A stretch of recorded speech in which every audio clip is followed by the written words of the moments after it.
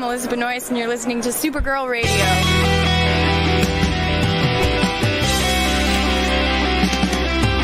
I think the CW are just trying to win the time slot war with Supergirl Radio. Supergirl Radio is going live every night of the week. How do you like it? Is becoming a human burrito a plus or a minus? I don't know. It does seem snug. I mean, they say you are what you eat. Oh no. So I do a podcast called Supergirl Radio, and one of our segments is Lena Luthor, Boardroom or Ballroom, because she looks like a boss in this coat.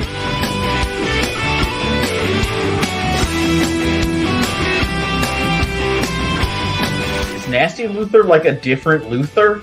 It's not just Lena being mean? No. Helen Slater here. It's so fun to know that you're hosting a podcast called Supergirl Radio.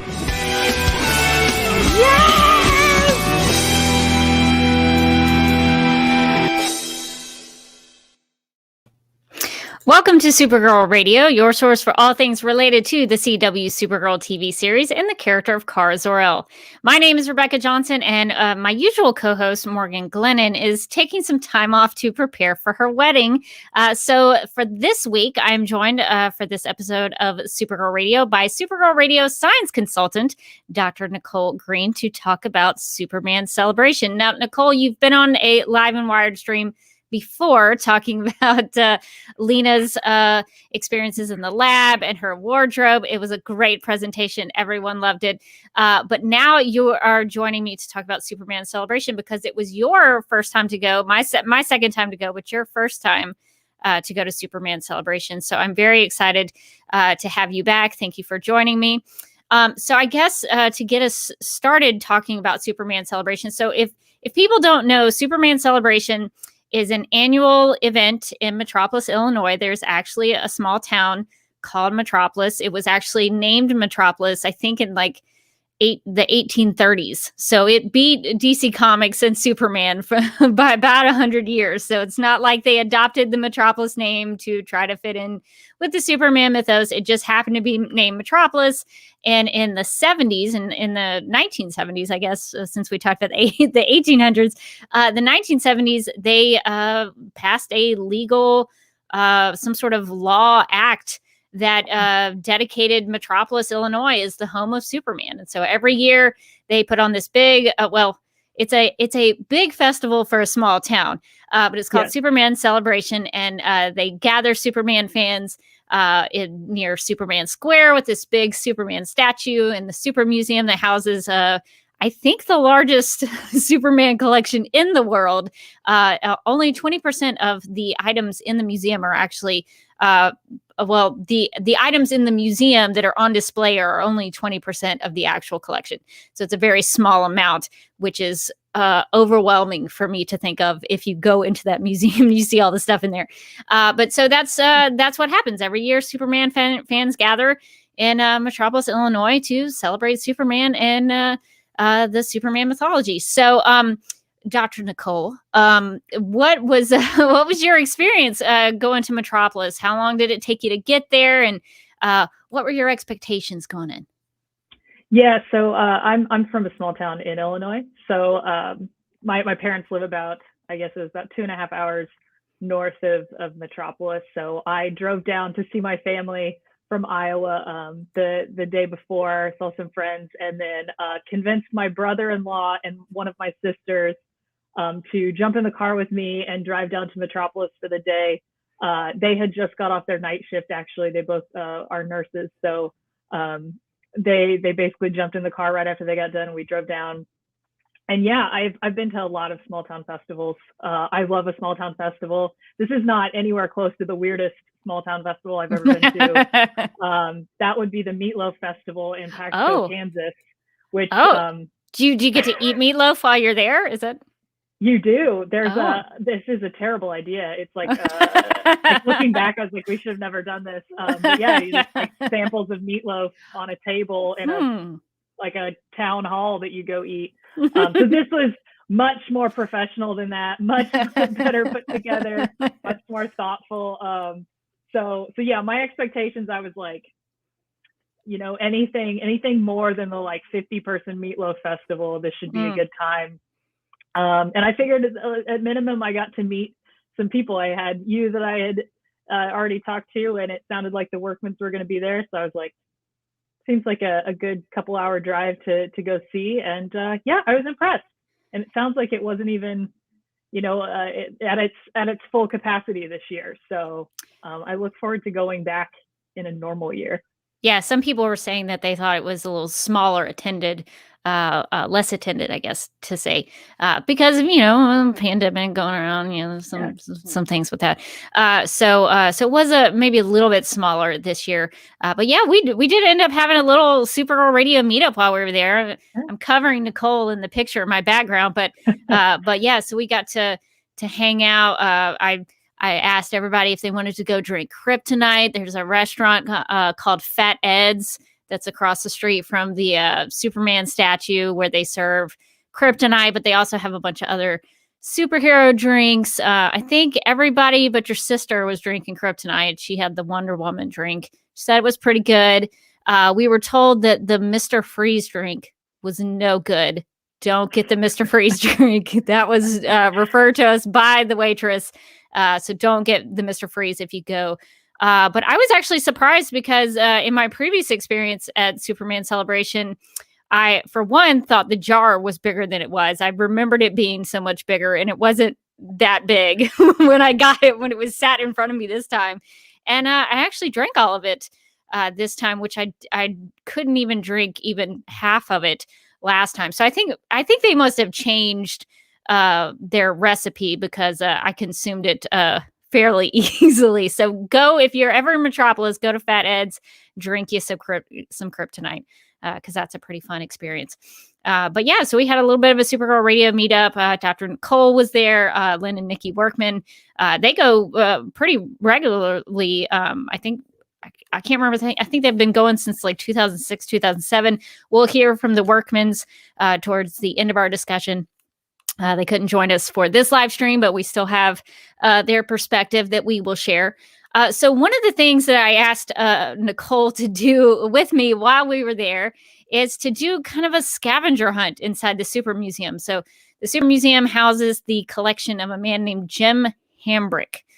He had been collecting Superman stuff since he was a kid, and he has this enormous collection. And so the Super Museum, it has a lot of old things, but also some weird items you wouldn't think would exist. So that was kind of our goal. We had a kind of a vague goal. So we put it to everybody who was with us, find either the weirdest thing or the oldest thing that you think exists in the Super Museum. So we can talk about some of those things. So one of the things I thought was really interesting was this Krypton rocket. From my investigation, this is from 1956. I don't know much about it. I did find a website that had it for sale. Like you can still buy these things. But so that's from 1956. Let's see, what else do we have? Oh, this is a good one. Let me see if I can find it. The water gun. So your brother-in-law, water gun. I think spotted this water gun. So Nicole, will you explain to the listeners / viewers what we discovered about this water gun? Yeah, so this was confusing. I feel like Steven was the one that figured out how this worked, but it seems like it's a water pistol, and the like flesh-colored plug that you see on the back of his head is, I think we decided where you put the water in. Yeah. And then the mouth is where the water would actually come out. That's like where you would shoot people. And then there was like a trigger up under the chin. It was quite a confusing design. It's very weird. It's very weird that they would use a Superman's face to shoot out water as a water gun. I don't know. It's I don't think I would buy it, but this is something that people, I guess, were into in 1966. So that was a toy you could get in the 60s. The oldest thing I think we found were these airplanes. So these, I think, date back to World War II. These are Superman wind-up rollover planes from 1940. So just to put it in the historical context, this would have been 2 years after the creation of Superman. So after the debut of Superman in 1938, they were already rolling out Superman toys for the children. And I guess maybe whoever wanted to collect these things. But these were items that you could purchase during World War II, and those are right when you enter the museum, like almost immediately. So I'm glad it sometimes frustrates me about the Super Museum because they put all like the really cool old stuff on bottom shelves. Always, it's always in the bottom shelf. Put that up higher so people couldn't see it. But those are really cool. Right when you come in too, so it was really hard. I feel like we couldn't spend as much time in that first area because it was like very packed. There was a lot of people in that area when we were trying to be there. Yeah, it was an entryway. So right as you enter into the museum, the airplanes are there on the right side, but then people are coming in, people are coming out, and it does get a little congested there. So you can't really stop and look very much. I guess we could talk about the weird things that we found. Let's see.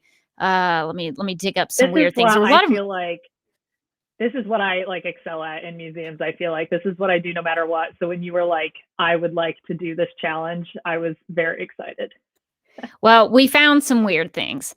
Let's see. What's a good one to start with? I guess we could talk about the wigs. There's lots of wigs in the Super Museum. So I guess we could play a little Working It or Wiggy.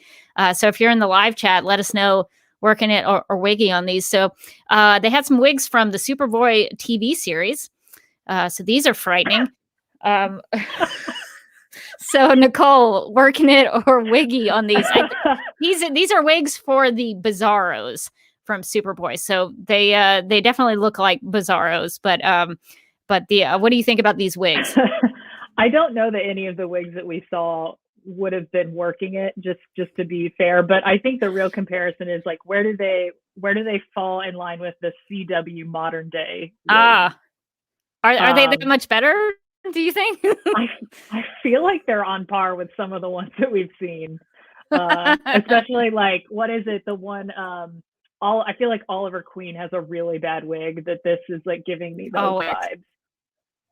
Yeah. So I'm going to go Wiggy on this. I maybe Wiggy on all of them. We found a toy wig from Superman Returns. It was a Brandon Routh wig, if I can get that to come up. So you could I guess have Brandon Routh's hair. So that was an item that you could get if you wanted to. They also have quite the collection of Donnerverse wigs. They have famously the Marlon Brando wig.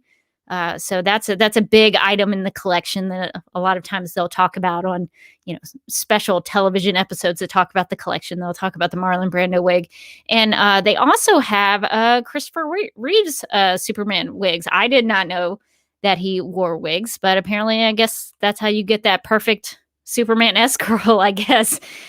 So they do have some Christopher Reeve wigs in there. Definitely, to me, a little wiggy, but they on film look good. I mean, they don't look like they do in the museum when compared to the films. So I guess they did a good job when they actually shot the films. One item of interest that I think I had seen before, but I never got around to doing any research on it, was this weird costume / like bug vest. Oh, it's in the Supergirl section, and I have no idea why it's there. If I ever get a chance to talk to the curators of the Super Museum, I want to know more about this weird, but it looks like dead roaches or something on the vest. And I don't know why it's in the Supergirl section. So if anybody has any idea, please let me know, because it's of great concern to me because there was no information. One of the more frustrating aspects of the Super Museum is that they don't give a lot of context to a lot of these things. So you have to, look up some of these things to try to figure out what they are. We did see a piñata. So if you go into the Super Museum, make sure to look up. Sometimes they have things hanging from the ceiling. This might be Supergirl. We don't exactly know. But this is a piñata. And they also had some things worth a branding note. Hang on. I'm getting a delayed StreamYard reaction. So Microsoft, I guess, used George Reeves in their some of their promotional materials. It says protecting the world from downtime. and replaced his S shield with, I guess, IT on there. So I thought that was really weird. Microsoft using George Reeves from the 1950s seemed like a strange choice, but that's what they chose to go with. And they also had a troll in there that had ST instead of the S shield, I guess, for Super Troll. So that was a weird item. And then, Nicole, I know you found some other items of worth. It looks like Lex Luthor's lab had some sciencey things in the Super Museum. Do you want to talk about the bath bombs or the Japanese? I guess they were candy something or other. Well, I'm trying to remember. I think this that corner this was primarily memorabilia that was it was marketed in other countries. There was that like pole looking thing that you can see, and we were trying to figure out what that was because it says it was like a power shower. So I think we decided it was like a lawn attachment that you would then hook a hose up to, and you would this is like a sprinkler that you would use in your yard. It was very odd. So yeah, that was there. And then the bath bombs were actually in the gift shop. I could have bought one of these. I did not buy one of them though.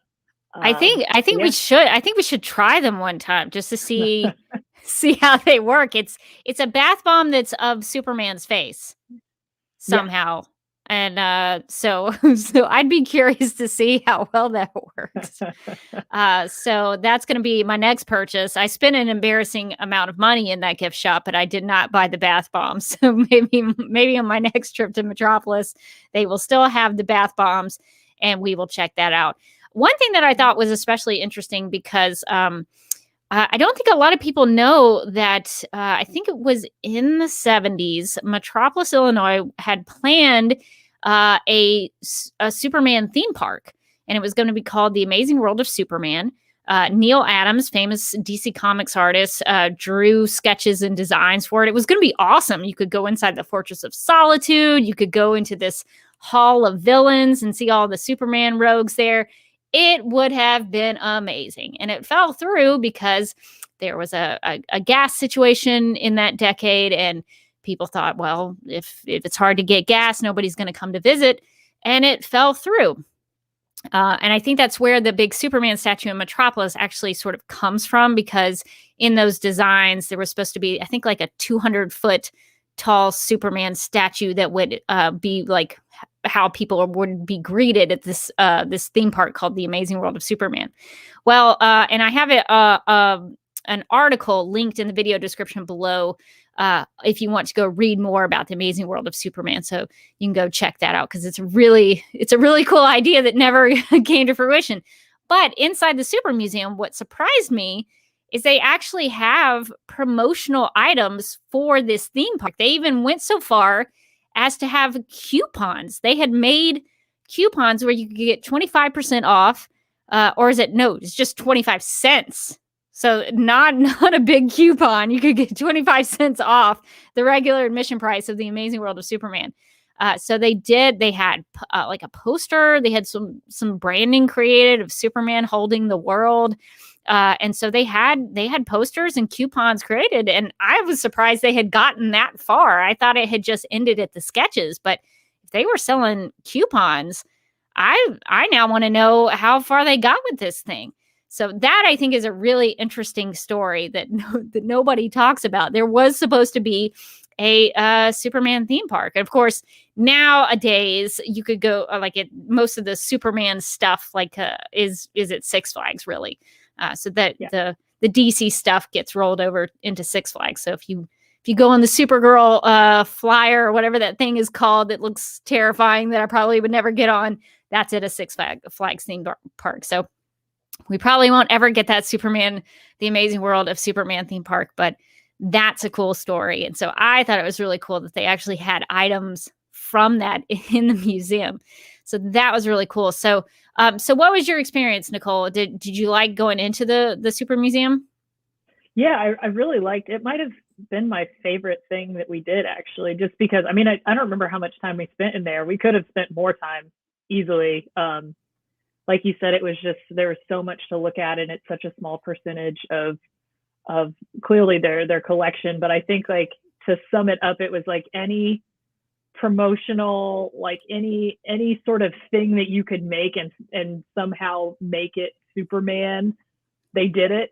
Whether that was like food or taking some other known product and then modifying it. Some of the things that you would see, they had a whole like eat sort of like food section, and there was pretty much anything in there that you could think of. But yeah, it was the one thing that you've already mentioned, that it would be nice to have some more context. Some of the exhibits had better like reference photos and things, so you could actually understand what you were looking at and the significance of what you were looking at.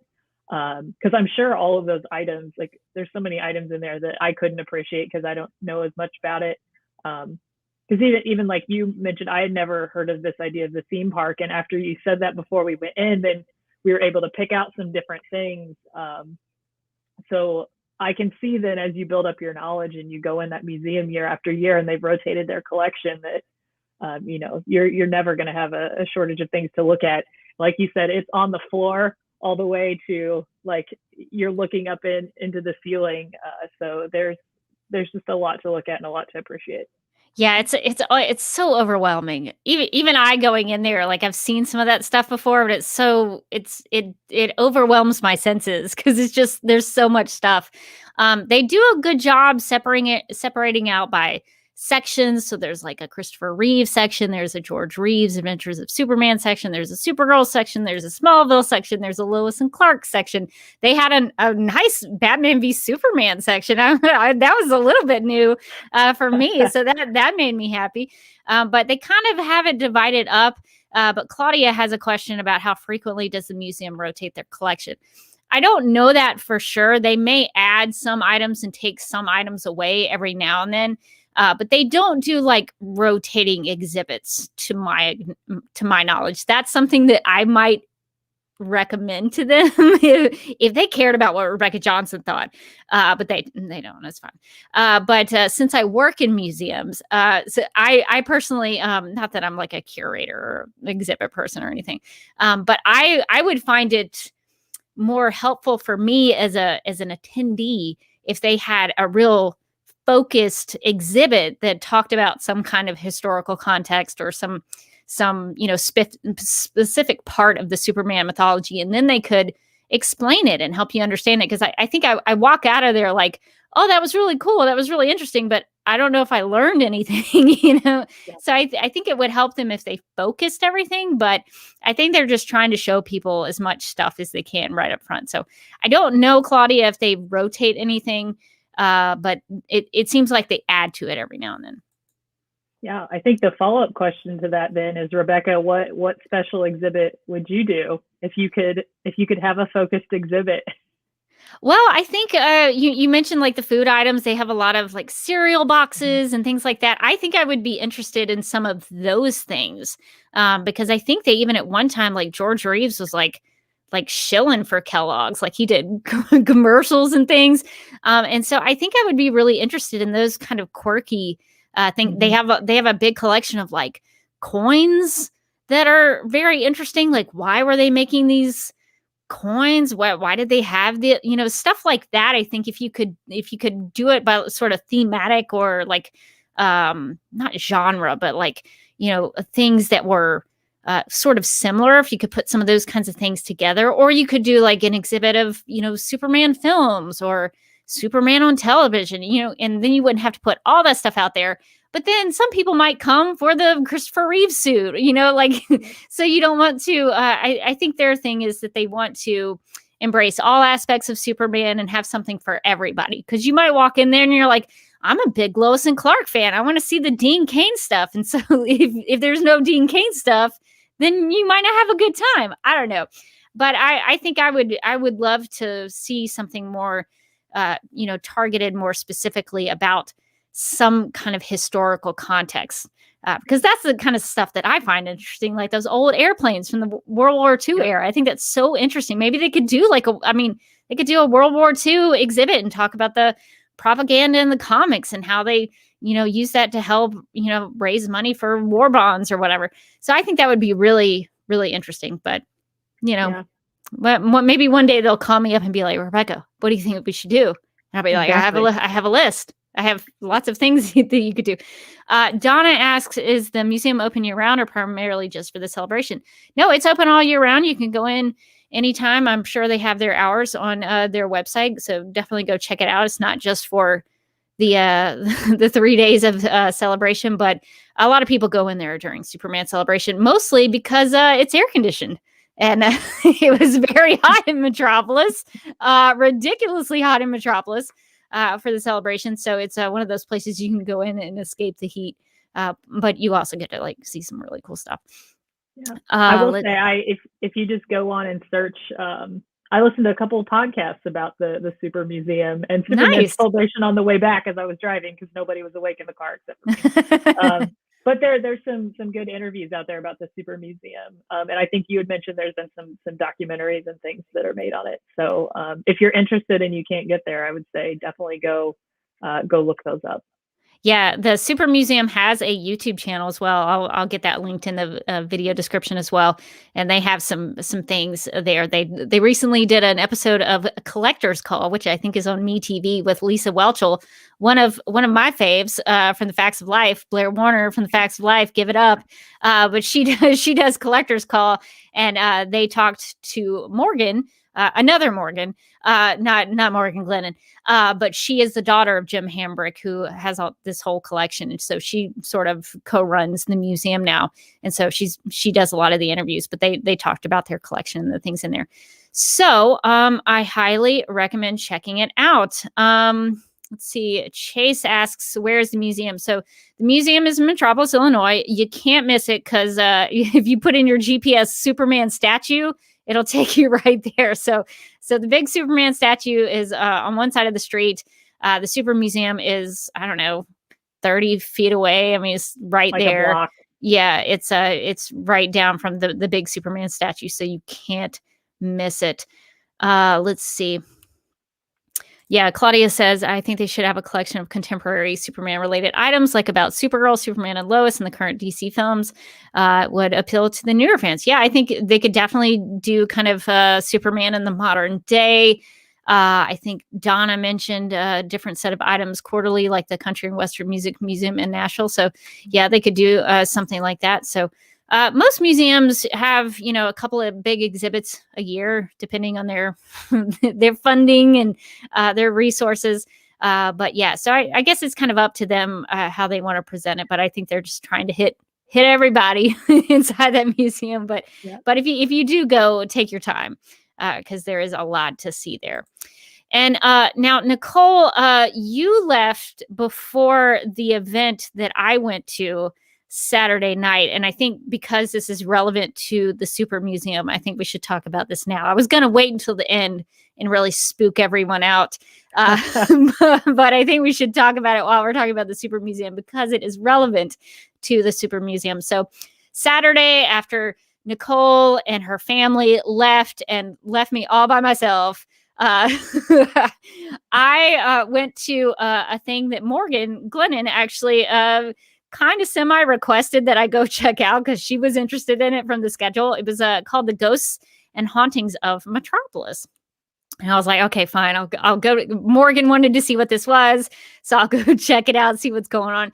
And I thought it was just going to be like, telling spooky stories or something. I didn't know what it was. I was like, well, I'm not really, I kind of get freaked out by this kind of stuff, but I'll go and see what it was. I didn't know, was it like a ghost tour? Did we go somewhere? I didn't know what it was. So I get there, it's in this tent outside, and it turned out that it was a presentation by a real life paranormal investigator. And so this was a bigger deal than I thought it was. I thought it was just going to be people telling ghost stories. This was a paranormal investigator who actually, and I'll have a video clip that has him explaining more of this, but he investigated inside the Super Museum. So he and his team had gotten permission to go into the Super Museum to look and I guess speak to ghosts inside the Super Museum. So we might hear I'm going to let you decide what you think of this, because he made the claim in the case that he actually spoke to the ghost of George Reeves and the ghost of Christopher Reeves. So I guess all of the Supermen are hanging out together inside the Super Museum, which I guess makes sense. I mean, if you're an actor who's passed away and you're a ghost and you played Superman, wouldn't you go to the Super Museum for Superman Celebration? I guess that makes sense. Yeah, at least for that day, right? You at least go down for the weekend. I mean, might as well be there. So I guess all the Supermen are hanging out together in the Super Museum. Which is so interesting because we were just in that museum prior to me going to this event. So I was already like, oh, I was in there like a couple of hours ago and I did not see the ghost of George Reeves. So now next time I go, I'm gonna listen. I'm gonna talk to him, see if he talks back. There you go. But yeah, so I attended this presentation. It was very long. I cut it down to a digestible amount of time with the really juicy stuff, so that we could talk about it. It's very interesting. I don't know what I think about it completely. But I'll play his evidence as he presents it to us, and then we'll talk about it. And Nicole, since you're a science consultant, we can talk about the science of this if you would like to. So I'm gonna play it for you. I've got two clips. One is him presenting the evidence for him speaking to George Reeves, because I think we solved his mysterious death. I think the case is closed now. We know how he did. We know how George Reeves died, which I guess I should hit before we get there and explain to people if you don't know about George Reeves' death or even George Reeves himself. So George Reeves was an actor who played Superman in the 1950s on the TV show The Adventures of Superman. It was a huge hit. All the kids of that era would go home, they would after school, and they'd watch Superman on TV. It was a big, big deal. And one day, he turns up dead. Superman is dead by a gunshot wound, which is interesting because Superman is famously bulletproof. So there is some question, though. They ruled it a suicide, but there was some question of, was he murdered? Because he'd been having an affair with a studio executive's wife. And the studio executive kind of knew about it. It was sort of out in the open. It was a really weird dynamic and relationship. But that studio executive had ties to the mob. So there's a theory out there that that when George Reeves broke up with this woman he was having the affair with and got engaged to this other lady, I think her name was Leonora Lemon, which sounds like a fake name to me. Great name. Sounds like that can't be her real name. But he had gotten engaged to some other lady, and the Toni Mannix, the woman he had been having the affair with, was apparently very heartbroken. And so I think Eddie Mannix, her husband, some people theorize that maybe he was defending his wife, who had been very heartbroken, and put out a hit on George Reeves. So I hope that clears up some of the historical context of what we're about to hear. George Reeves' death ruled a suicide, but some people believe that Eddie Mannix was responsible for his murder, because there's a lot of weird stuff, like he had gotten shot once that killed him, but then there were also two bullet holes in the room. There was no gun residue on his hands. It's very, very mysterious. This guy, Adrian Lee, who's a paranormal investigator, he goes inside the Super Museum with his team and his equipment, and I'm going to let him continue to explain what they did and what they found, and we'll come back and see what we think. My name's Adrian Lee. I'm the founder of the International Paranormal Society. This is my team. I have teams all over the world. We're a worldwide non-profit organisation. We were doing an event in Nashville. We found Metropolis by accident. We just needed to find a hotel, and we found Metropolis. I asked Morgan to investigate, and these are my findings. Before we go any further, I just want to tell you what some of the equipment does, because you're going to see it in the video. First and foremost, you may have seen these on the paranormal TV shows, right, where they have a ghost box and it scans radio frequencies. So you may have seen them on the TV shows where they play them and they go as they're scanning the AM frequencies. and then you get snippets of words come through. So the idea is that the spirit can communicate with you through using the white noise on the radio scanning. So some of the responses you're going to hear is based on the ghost box, and there's many different types on the market. So when we do paranormal investigations, during the course of the vigil, we'll do 3 or 4 different versions of a ghost box and try and get the same evidence, so it makes our evidence better that we've got the same information but on 3 or 4 different devices. So when people try to bunk it, we can say, well, hang on, you know, this is happening on lots of different devices. So one of the things I want you to be aware of is the ghost box. There's a device called a K2 EMF meter. When you see lights flickering and things going off, it's because they're reading the amount of electrical magnetic energy that's in the air. Do you remember the scene in Ghostbusters where you're in the library and you see that little device with the arms suddenly raised and he says, well, the energy's high in here? That exists. That's a piece of equipment we actually use. And we also have devices that measure static and other types of energy. So I'll talk about it more as we go along, but I just wanted to give you a minute there for discussing what the equipment does. We looked at the artifacts that belonged to George, and of course they had clothing, glasses, and they've got his union cards there on the right underneath the cabinet, lots of personal possessions. We set up initially in the middle of the floor there. So in that little cabinet where you see that shirt hanging, he's actually got some poker chips in there that belong to him. I've got George with me. There's a mystery surrounding his death, and I've now got an opportunity to ask him the things you've always wanted to ask, right? George, can you tell me, did you shoot yourself, yes or no? No. Could you tell me the name of the person who killed you?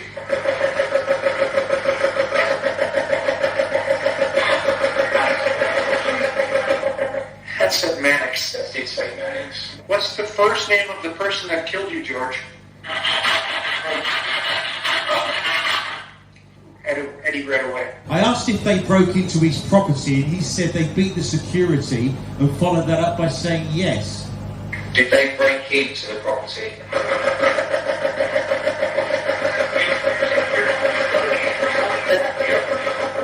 Yes.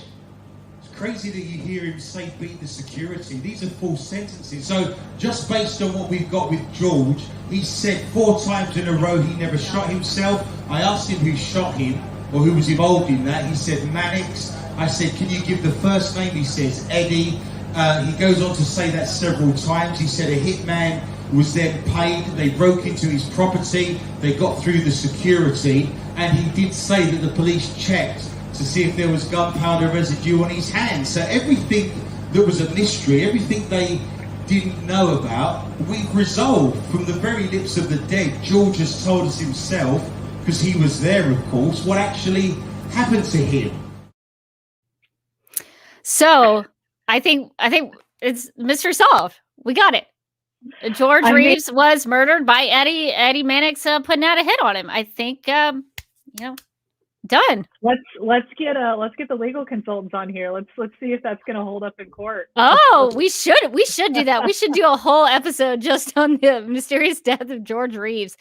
Now, okay, so I apologize for the bad audio quality. I was recording on my iPhone, and it was hard for us even while we were there to hear it. It was helpful because he did sort of put the words on the screen. So if you're listening to the audio version of this podcast, you might want to watch the live stream just to see the words that they transcribed what was there. So it was hard for us to hear. They said that they might put it on like the Super Museum's website. I don't know when that's going to happen, but they did have audio files, and they did show video of them. And I just kind of cut it for time, but they did show video of them in the dark inside the Super Museum with all of their equipment doing all of that. So they did actually physically go into the Super Museum and do these tests with these pieces of equipment. They had a whole documentary they showed about them doing it. So Dr. Nicole Green, I am curious what you think about this evidence. I'm glad that this mute during the audio, because the first response I did, I just very viscerally reacted and said, no. I hate paranormal stuff. The last thing I want to think about is being by myself in a space and having other things that I can't see around me. So this sounds like a nightmare. I would never analyze any of this. But I guess it's a little disconcerting that we were in that same space that they were doing this analysis. But I don't know anything about these particular devices. I've seen them, in different ghost shows, like on TLC or whatever, or some of these before. I would have to look into how they work exactly. But yeah, I'm going to say it probably doesn't hold up in the scientific community. It seems like things being visible and measurable are a big part of the science, but I know there are a lot of people that are into this and that conduct these analysis. So I would say the cell biologists probably aren't going to respond to this evidence, but I'm wondering if this solves the murder, let's do it. Does it hold up in a legal context? Can we get justice for this murder? Yeah, I wonder if they could take it into court and be like, we have George Reeves telling us what happened. It is interesting because I did, and they have the paranormal investigators, just to be fair, they have different devices that they can use to corroborate each finding. So they can back it up by like showing the energy that's around the area. And then they have these things like this ghost box where they say that the ghosts are talking through the white noise. And so they have all these different things to kind of verify each claim according to what they do.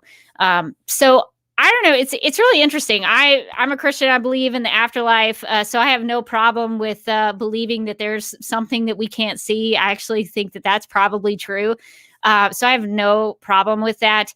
And he actually, before he did all this whole presentation, he kind of freaked me out though, because he was telling stories of other things he had seen. Like and again, this is not something like he could really confirm to me. We're just kind of going on his word. So like he didn't have any pictures or video or anything, and I wasn't there, so I don't know. But he was telling a story about how he had seen a ghost manifest in smoke into a humanoid figure, and it came like right to his face. He's seen ghosts walk through the walls. So I don't know how much of that is true. I'm not, I can't say one way or the other because I wasn't there. I didn't see it with my own eyes. But so he told those stories before the presentation even got started. So I was like, oh, what have I signed up for? I'm getting a little freaked out.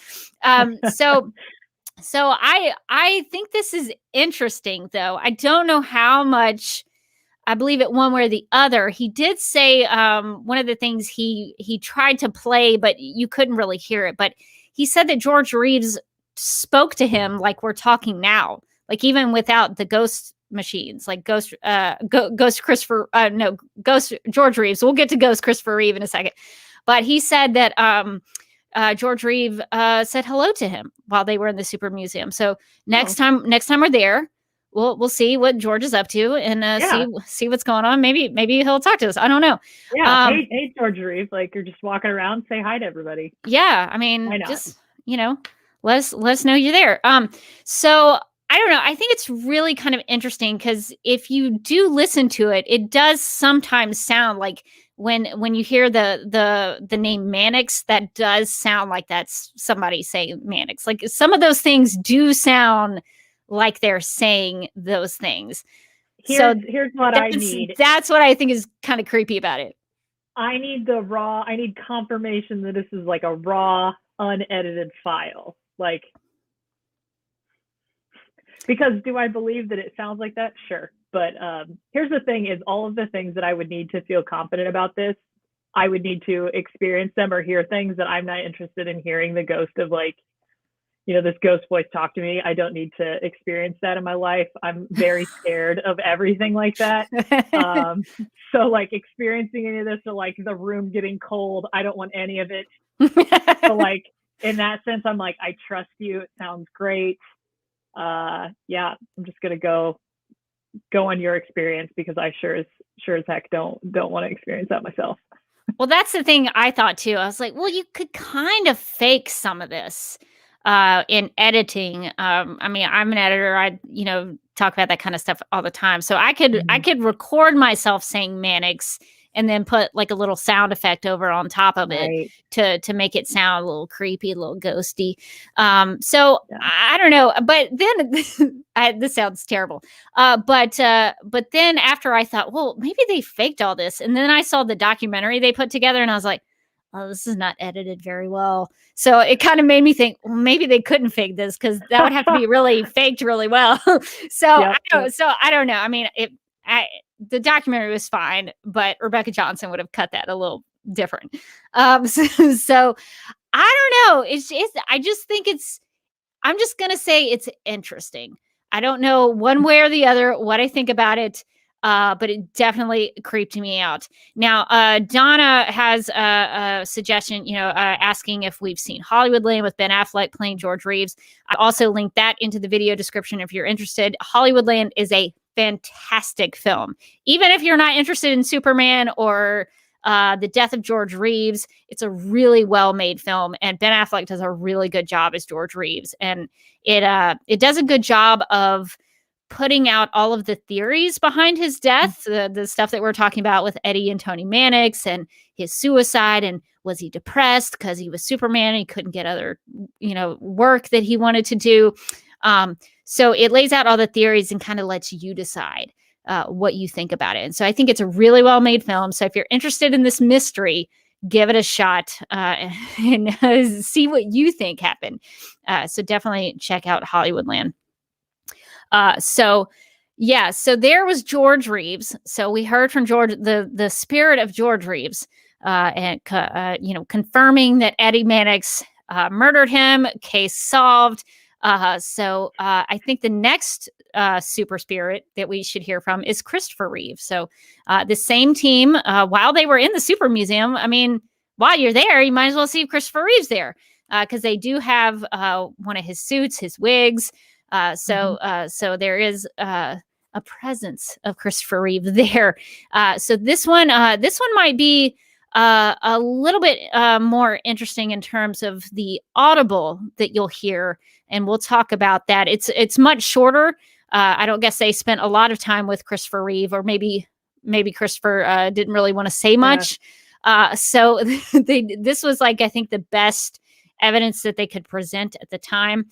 So we'll play this, and then we'll come back and we'll see what you think. In the back of the building where the big Batman statue is, and they've got a little train, if you remember, that you put quarters in for the kids to ride on.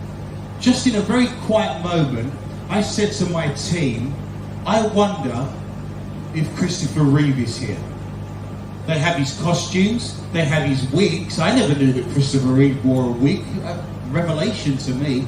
So in a very quiet moment, just for a couple of minutes, I thought, wouldn't it be fabulous if we could have a chat to Christopher Reeve, right? So here's me trying to find a nice little moment with Chris, and there's quite a big build-up to this because I want to, explain to him what we're doing, and I will play this a couple of times because it's the only thing we did with Chris, but it's such a nice response that it just almost brings a tear to your eye, makes you, goosebumps go up on your arms. If Christopher is here, perhaps you could shout your name out again, and I'd be happy to talk to you as well, sir, if you shout your name out.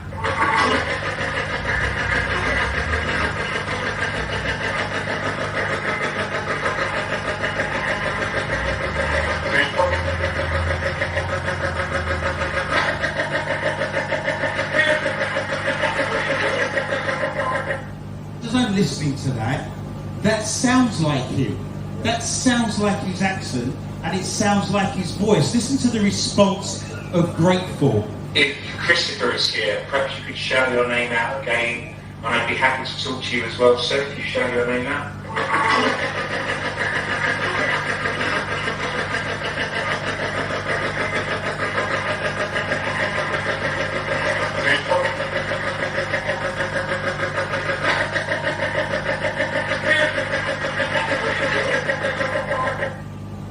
Did you not think that sounds like the man himself, right? So that one was a little bit different. It's still a little hard to hear, so my apologies on that. Again, it was hard to hear for us there. But there is a little bit of a difference there because there is like you can hear the reaction or the response of the word grateful. It comes in a little clearer than some of those from George Reeves. I guess maybe because George died so much earlier. Maybe he's dissipating a little bit as a spirit and it's not coming through. I don't know how that works. But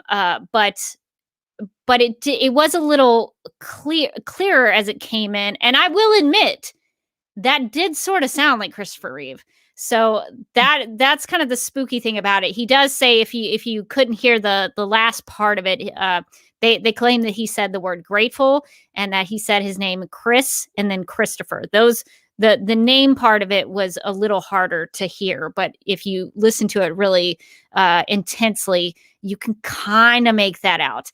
But so I'm curious, Nicole, with that piece of evidence, what are your thoughts? Did we speak or did they speak? We didn't actually get to speak to Christopher Reeve, but do you think that they were speaking to Christopher Reeve?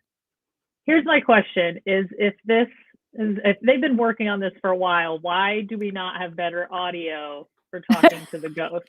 I feel like we never get a clear audio file from the ghost conversations. I probably will not be listening to this segment again. I was like, I did not like this stuff. There's a reason that we left, and it wasn't just that it was going to be late getting home. It's like, I was like, I'm not interested in this. I will say Donna made a good point in the chat that the spooky lights, he really set the scene. He was giving you like an atmosphere in which to listen to these clips clearly. He had some good lighting and all that. So there's some showmanship. He was really selling his evidence. I think he was doing his best. But yeah, that's my thing. Bring back clear audio. Let's reassess this when we've got better audio. So yeah, that would be my suggestion to the paranormal science community. Work on your devices.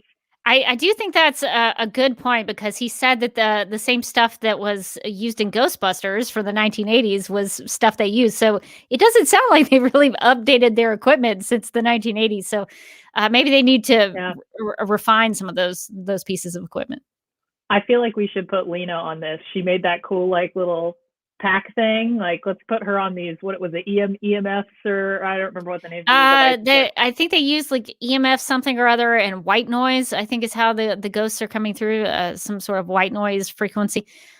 So the Christopher Reeve one is kind of spooky because it does come in really clear and it does sound like him. So it's a little freaky. So imagine it's like 9:30, 10 o'clock. It's dark.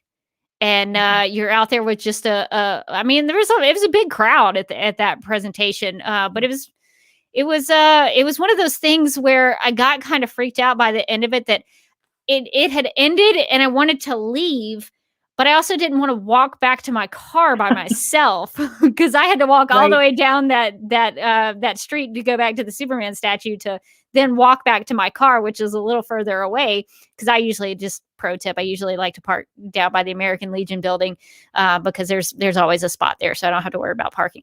But I had a long way to go, so I waited until everybody got up and left because I did not want to go back to my car.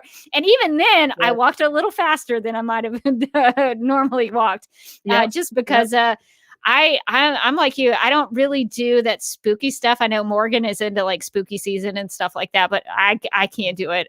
It's not for me anymore.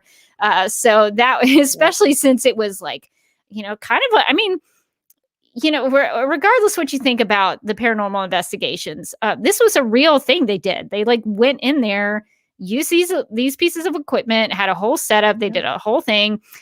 So this was not like a pretend thing. They actually went in and did this stuff. So, as far as we know, it wasn't a pretend thing.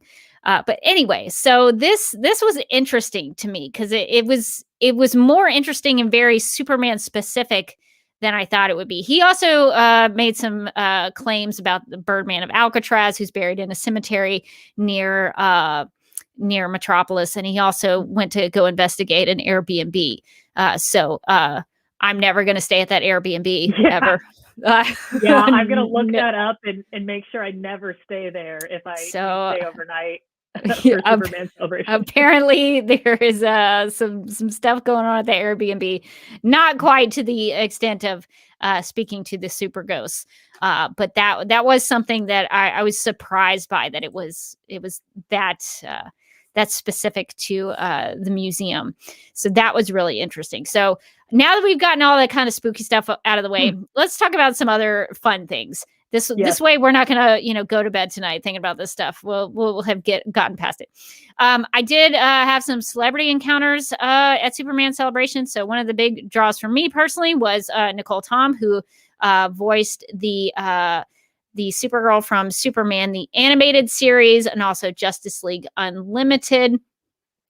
So I did meet up with her, get my picture taken, and I also got her to sign a comic that I recently bought that had her version of Supergirl on it. She was so nice and kind of spunky and kind of like the Supergirl on Superman the animated series. So that was really fun to see her personality and how it sort of matched up with her version of Supergirl. So I do have some Supergirl related clips of her panel. So let's check that out, and then we can talk about it. Let me start with Supergirl, since we are at the Superman celebration. Yes. Was this a role that they sought you auditioned for, your agent sent tapes? I actually auditioned for it 3 times.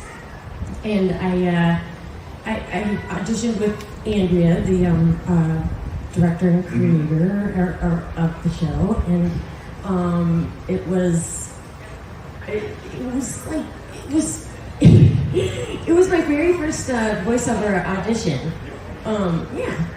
And that was lucky enough to have been cast. How was your experience voice acting? Was it something that you decided this might be a good career move? It was amazing. I love doing voiceover work because it's kind of like doing a play. Like, we read through the entire episode with everybody in the room, and everybody's mic'd, and then we have to do like the sound effects too, like the crowd mumble, jumble, like the different like grunts and stuff. But actually, after we do the sound, like for the first read through of it, then they send that off, and they made the cartoon from our voices, and then they send it back like after it's all drawn out and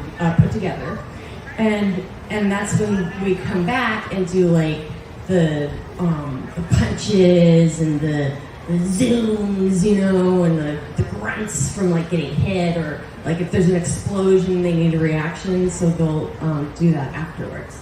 Everybody in the room is like, if I was to get zapped by an explosion or something, I would literally you have to use your whole body to get the right sound out. So I mean, there were people falling over, and a lot of people stand when they do it, so they can just grunt or just really get into it. If they had a video camera on us, doing the voices, that would have been a show in itself. What was it like making the Girls' Night Out episode and working with Tara Strong as Batgirl, and also playing the dual role of JLU? In the dual role of JLU, Supergirl and Galatea is basically the evil version of Power Girl. So what was that like? Oh my gosh. I was asked that question a while ago on a podcast, and what was my favorite Superman episode, or Batman, or voicing Supergirl, and I completely forgot about Girls' Night Out. Of course, like that was so much fun to do that and work with Tara. She's amazing. I mean, she can do so many different voices, and it was really nice to have girl power, us just hanging out, and I had a lot to do in that episode, and also the Galatea, playing different characters, and then trying to make the my voice, like, you know, sort of just because Supergirl really was my voice. It was just me. It wasn't like I was really putting on anything. But for, you know, the more evil twin, I did have to like kind of change it up a little bit, so that was challenging and fun. So there's been a lot of superhero cartoons over the years, over the decades, but those Timverse cartoons, you ask most superhero fans, that's the gold standard. Were you aware when you were working on these cartoons what kind of legacy, what kind of an impact, how amazing they were at the time? I really wasn't. I wasn't. I mean, I knew how cool Supergirl, you know, was, but I didn't really. It wasn't what it is now, you know, like, and to think that it, you know, the shows that I voiced, you know, that I was the first voice, it's kind of, it's an honor, and it's amazing to have been a part of something like this. I mean, it really is. I'm so proud to be Supergirl.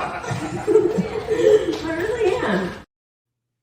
So she is too cute. And if you've never seen Superman the Animated Series or Justice League Unlimited, I highly recommend them. Justice League Unlimited is like one of my favorite DC interpretations, period. Not even just like favorite TV shows, but like that world of the DC universe is such a good one. So if you've never checked those out, give it a shot and check out Nicole as Supergirl, because she really did a good job. So I highly recommend. I also met up with some other celebrities that were there at Superman Celebration. Stacy Haiduk was there. She played Lana Lang on Superboy. And when I went up to her, I said, you know, I like Superboy. But I'm a even bigger fan of The Young and the Restless. And she played Patty Williams on The Young and the Restless. She played kind of a villain, but sometimes Patty would do the right thing and help other people. But she was mostly kind of crazy. And so I loved Patty Williams and her time on The Young and the Restless. I've been watching The Young and the Restless forever and ever. And so I got a picture with her, and I have the biggest, dorkiest smile on my face because I got to meet somebody from The Young and the Restless. So that was a lot of fun.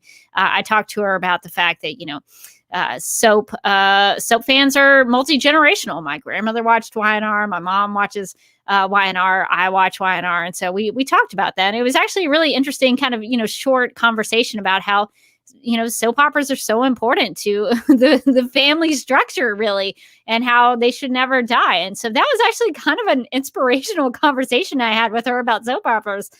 So I really enjoyed getting to meet Stacy Haiduk. And she told me she was on Days of Our Lives playing another crazy character. So I'm going to have to check out Days since I haven't been watching that in a while, so I can see what she's up to there. I also met Kay Callan, who was Martha Kent on Lois and Clark, The New Adventures of Superman, one of my favorite Martha Kents. And so she was really cute, super short, but she was really cute. And she actually, she wanted us to take a couple of pictures because she wanted some candid shots. She was sort of directing the person taking the picture. So that's why I'm kind of laughing in my picture here on the live stream, is because I thought that was so funny. She didn't want to just like have a stiff picture where we just looked at the camera. She wanted some fun candid shots. So it was really cool. That's the third Lois and Clark cast member I've met. I've met Dean Cain. I've met Tracy Scoggins, who played Cat Grant on Lois and Clark. And now I've met Martha Kent. And Terry Hatcher forever has been my white whale. I've never been able to track Terry Hatcher down. I would probably faint if I ever did, because I love her Lois Lane so much. And of course, she was on Supergirl as Queen Rhea. So she's my white whale. I need to find Terry Hatcher. So I got to complete the set. Also, I think Justin Whalen, who played one of the Jimmy Olsens on that show, I could probably track. The two Jimmy Olsens there. Unfortunately, Lane Smith, who played Perry White, has already passed away, and I think Jonathan Kent, the actor who played him, has already passed away. So I got to get the Jimmy Olsens and Terry Hatcher, and then I got my set. I'll be good. Nice. So that was a lot of fun to get to meet them. They had a little room where they were all in there. So that was a good time to get to meet them. All very friendly, all very nice. One of the things that Morgan also wanted me to check out, she gave me kind of her wish list for my Superman celebration schedule. She wanted me to check out what was called the Kryptonian Glo Dance.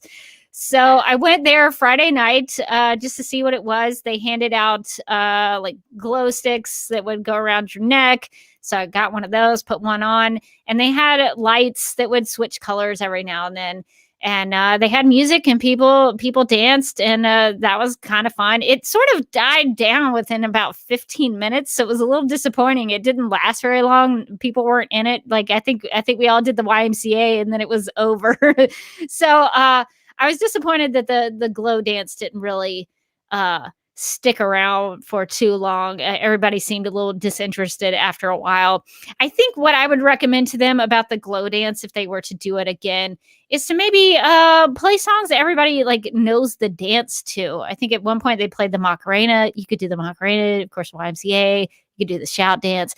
You could do the electric slide. All those things that everybody knows, I think would allow people to have like a participatory function there. So I was a little disappointed with the Glo Dance that it didn't last as long as I wished it would.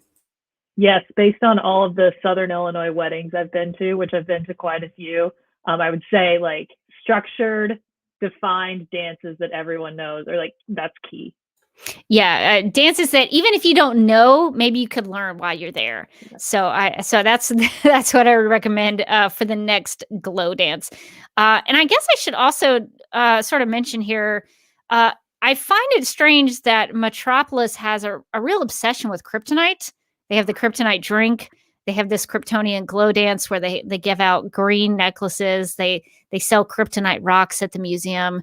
They have a new like water park thing for kids where they have a big kryptonite structure there that kids can climb on. I just want to make it clear to the people of Metropolis, Illinois, kryptonite, green kryptonite specifically, can hurt Superman. Like I hope everybody knows that. So they do put kryptonite in a lot of things. So it is a little weird that they did have a Kryptonian Glo Dance, but it was fun for a while. It was hopping, but it kind of petered out after a while. Made it, they should make it a gala, and then we can live out a real life boardroom or ballroom. They should. I don't know why they're not doing that. It's like 100 degrees, so I don't know that you want to be in nice clothes. But they were talking about, I think this is Lin and Nicki Workman were talking about a prom that they have typically. Yeah, I think it seems like maybe a substitute for that. Yeah, they might have used to have like a Smallville prom or something like that. So I think they used to have something. And I guess they turned it into more of a family-friendly atmosphere where kids could get in there and dance. And so it's a good idea. But I think pick songs everybody knows, pick dances everybody knows. I think that's because that's what's fun for me is like, oh, I know this dance, I can do this. So I think that might be helpful. So maybe we can help them make the Kryptonian Glo Dance a little fun, little funkier, a little more fun. All right, and so one of the other things I did, this was Friday before Nicole and her family and the Workmans joined up with me. There was an item on the schedule called it was something about a human chess match, and I was very curious about what this was.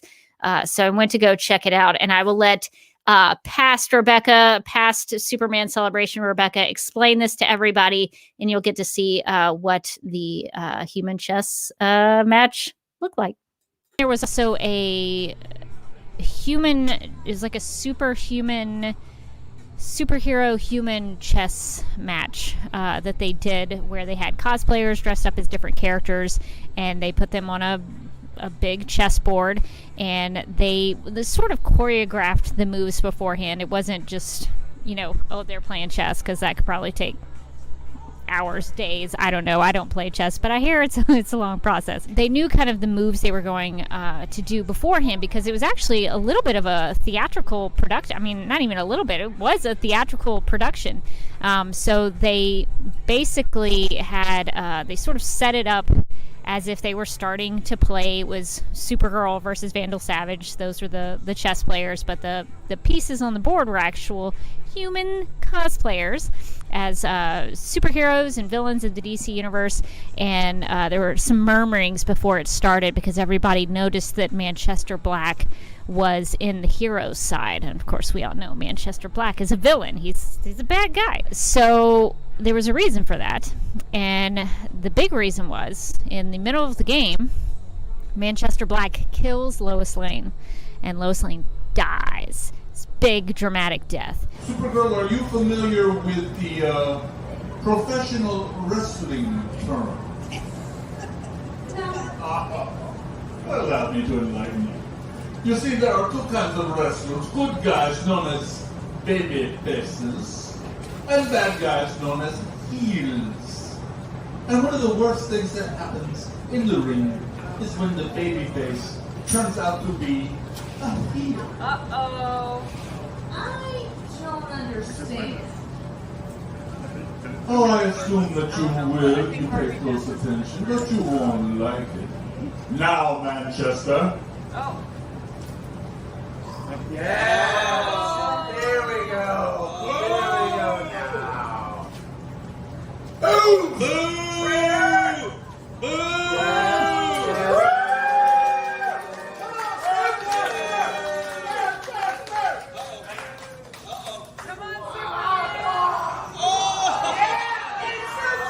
And so Superman, we're told by Rip Hunter, who showed up out of nowhere. So Rip Hunter decided he was going to come in and explain time travel to us. All right, not to worry, everybody, relax. My name is Rip Hunter. In the future, captain of the time-traveling spaceship, the Wave Rider. This is messed up. We're going to fix it. So just like in Superman the movie, when Lois dies, we hear the whooshes of the sound of Superman turning back time by flying in reverse. And I know what that sound is. It's Superman in the air. That's the sound of a man flying around the globe. Going faster. Faster? Oh, man. He's going back in time! Oh, this is risky. This is dangerous. I can only hope that the time circuits on the Wave Rider can hold us in this moment. Dr. Ray, please, try to help us. Physical energy, keep us in this moment. Come on, Lois. We're pulling for you. It's over week. You've got to get up. Come on, Lois. You can do it. Come on, Lois. Lois! Come on. We believe in you. Come on, Lois.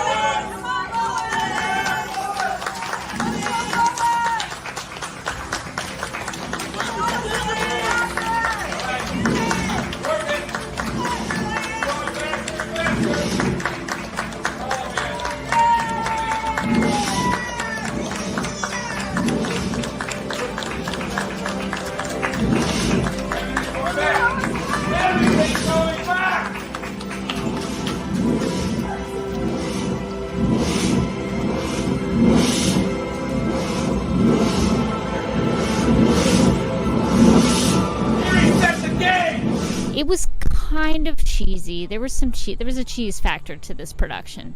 But the moment when everyone started cheering on Lois to come back to life, it was really sweet. Like, that was a sweet moment that the crowd got into it, the audience got into it, and everybody was really invested in the story and wanting to see her come back to life. And so she does. Lois Lane is resurrected, and the time travel resets the game. So Superman sort of cheats a little bit, and he resets the game. And they play out the final game in sort of faster time, and so the game ends, spoiler alert, by having Lois Lane checkmate Nuclear Man, who was the king on the other side of the board. So Superman was the king on the hero side, Nuclear Man was the king on the other side of the board. So I thought it ended up being a pretty cool idea. I think some of it could have been refined a little bit. I don't know how much time they had to rehearse, but it ended up being a really sweet little thing. I ended up enjoying it, even though there was, a little small town cheese to it. I think I have a new idea for a future Supergirl Radio game night. I don't know how to play chess, but if someone does, let us know, and maybe we can arrange some sort of DC Comics chess match. But yeah, so that was an interesting idea. So I was glad I went. One of the other things that I wanted to mention was that I ran into a cosplayer I recognized from 2 years ago. So there's a cosplayer that goes to Metropolis for Superman celebration. Her name is Maren, and she was there in Metropolis this year. And I noticed her right away because she had updated her costume. And so I wanted to go and talk to her and learn about her new suit and what she's been up to. So I have a little bit of an interview with Maren. So let's catch up with Maren and see what she has to say. So I saw you back in 2019, the last time they had Superman Celebration. Now you have an upgraded suit. And so I was wondering if you could guide me through the process of how, because I know you were working on upgrading your skirt. Yeah. So now you've gotten the pants. So what was that process like? Pants, yeah. What was that process like? Well, when I saw that she was going to have pants, I was like, I have to do it. I've been cosplaying her version of Supergirl since the beginning. I have to evolve with her. So I kind of started doing research, and do I want to try and make it myself? Do I want to outsource? And I found this incredible company called In Disguise Designs. I know them. I follow them on Instagram. Yes, they're amazing. Facebook, yes, they're incredible. And I reached out, and this is custom made for me. All my measurements and everything. They custom print each fabric. There are several different kinds all over me, and I was just blown away when I got it in the mail, and I was just blown away. Do they give you like updates on things, or do you just get it one day in the mail and you're like, oh, my suit's here? Like, how does that work? They were very hands-on, very communicative. We stayed in touch through email and texting, and basically it was, we're 3D printing the S today. We're doing the cape details today.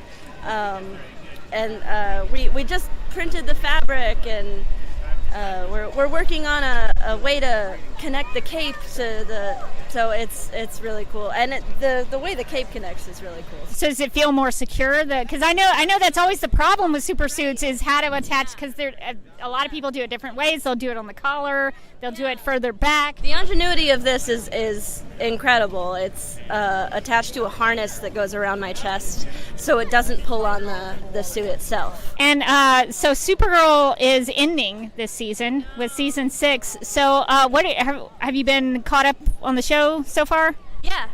Okay, so I was curious about what your thoughts are on season 6 and what do you hope? How do you hope it ends? Oh man, I'm the kind of person that wants a big bow around everything. You know, I don't love the cliffhangers. I don't love, if it's the end, I don't love the cliffhangers. I like everything to be neat and tidy. I'd love for Kara to find love. I mean, I'm a romantic. I'd love for that to happen. Now that she's out of the Phantom Zone, I know there's going to be a lot of recovery from that. So I hope that goes well. Yeah, but honestly, I don't have any specifics. I just hope that it's nice and neat and everybody's happy. I want everybody to be happy. And what do you think the legacy of the show is going to be? Because obviously you took inspiration from it, and I talk to people all the time who say my first Supergirl is Melissa Benoist. So what do you think the show might leave as a legacy even after it ends? Just the empowerment of it all. Just no matter who you are, and the hope that she radiates. I think that's a really important message, and I think that's the kind of message that lasts the test of time. Maren is such a good ambassador for the character of Supergirl. Both times that I have interviewed her at Superman Celebration, it's so funny. I don't know if the kids see somebody with a camera and a microphone and think that gives legitimacy to Supergirl there. But every time I've interviewed her, kids will come up to her and say, "Hey, Supergirl, can I get my picture made with you?" And it's like the cutest thing. It's so adorable that it's happened twice to me. So she is such a good ambassador for the character. She talks to them, explains her suit. One little kid asked a lot of, little kid questions about, can you fly, those kinds of things. And she does such a good job responding to them and talking to them as if she is Supergirl, which is a true cosplayer. And I know it's very difficult to do sometimes. And I was not aware of the cape thing. I don't know if that's the way Melissa's suit works. Have you ever heard anything about that? I don't know. I know there have been some set pictures recently because there was kind of like, this might be the last time that she puts on the cape. Like I've seen her walking around on set without the cape, but I don't know if I've ever seen I've never really looked for good photos to see how that like actually hooks in. But apparently this seems like a common structural issue that they have to solve if she's talking about how they do this harness and everything.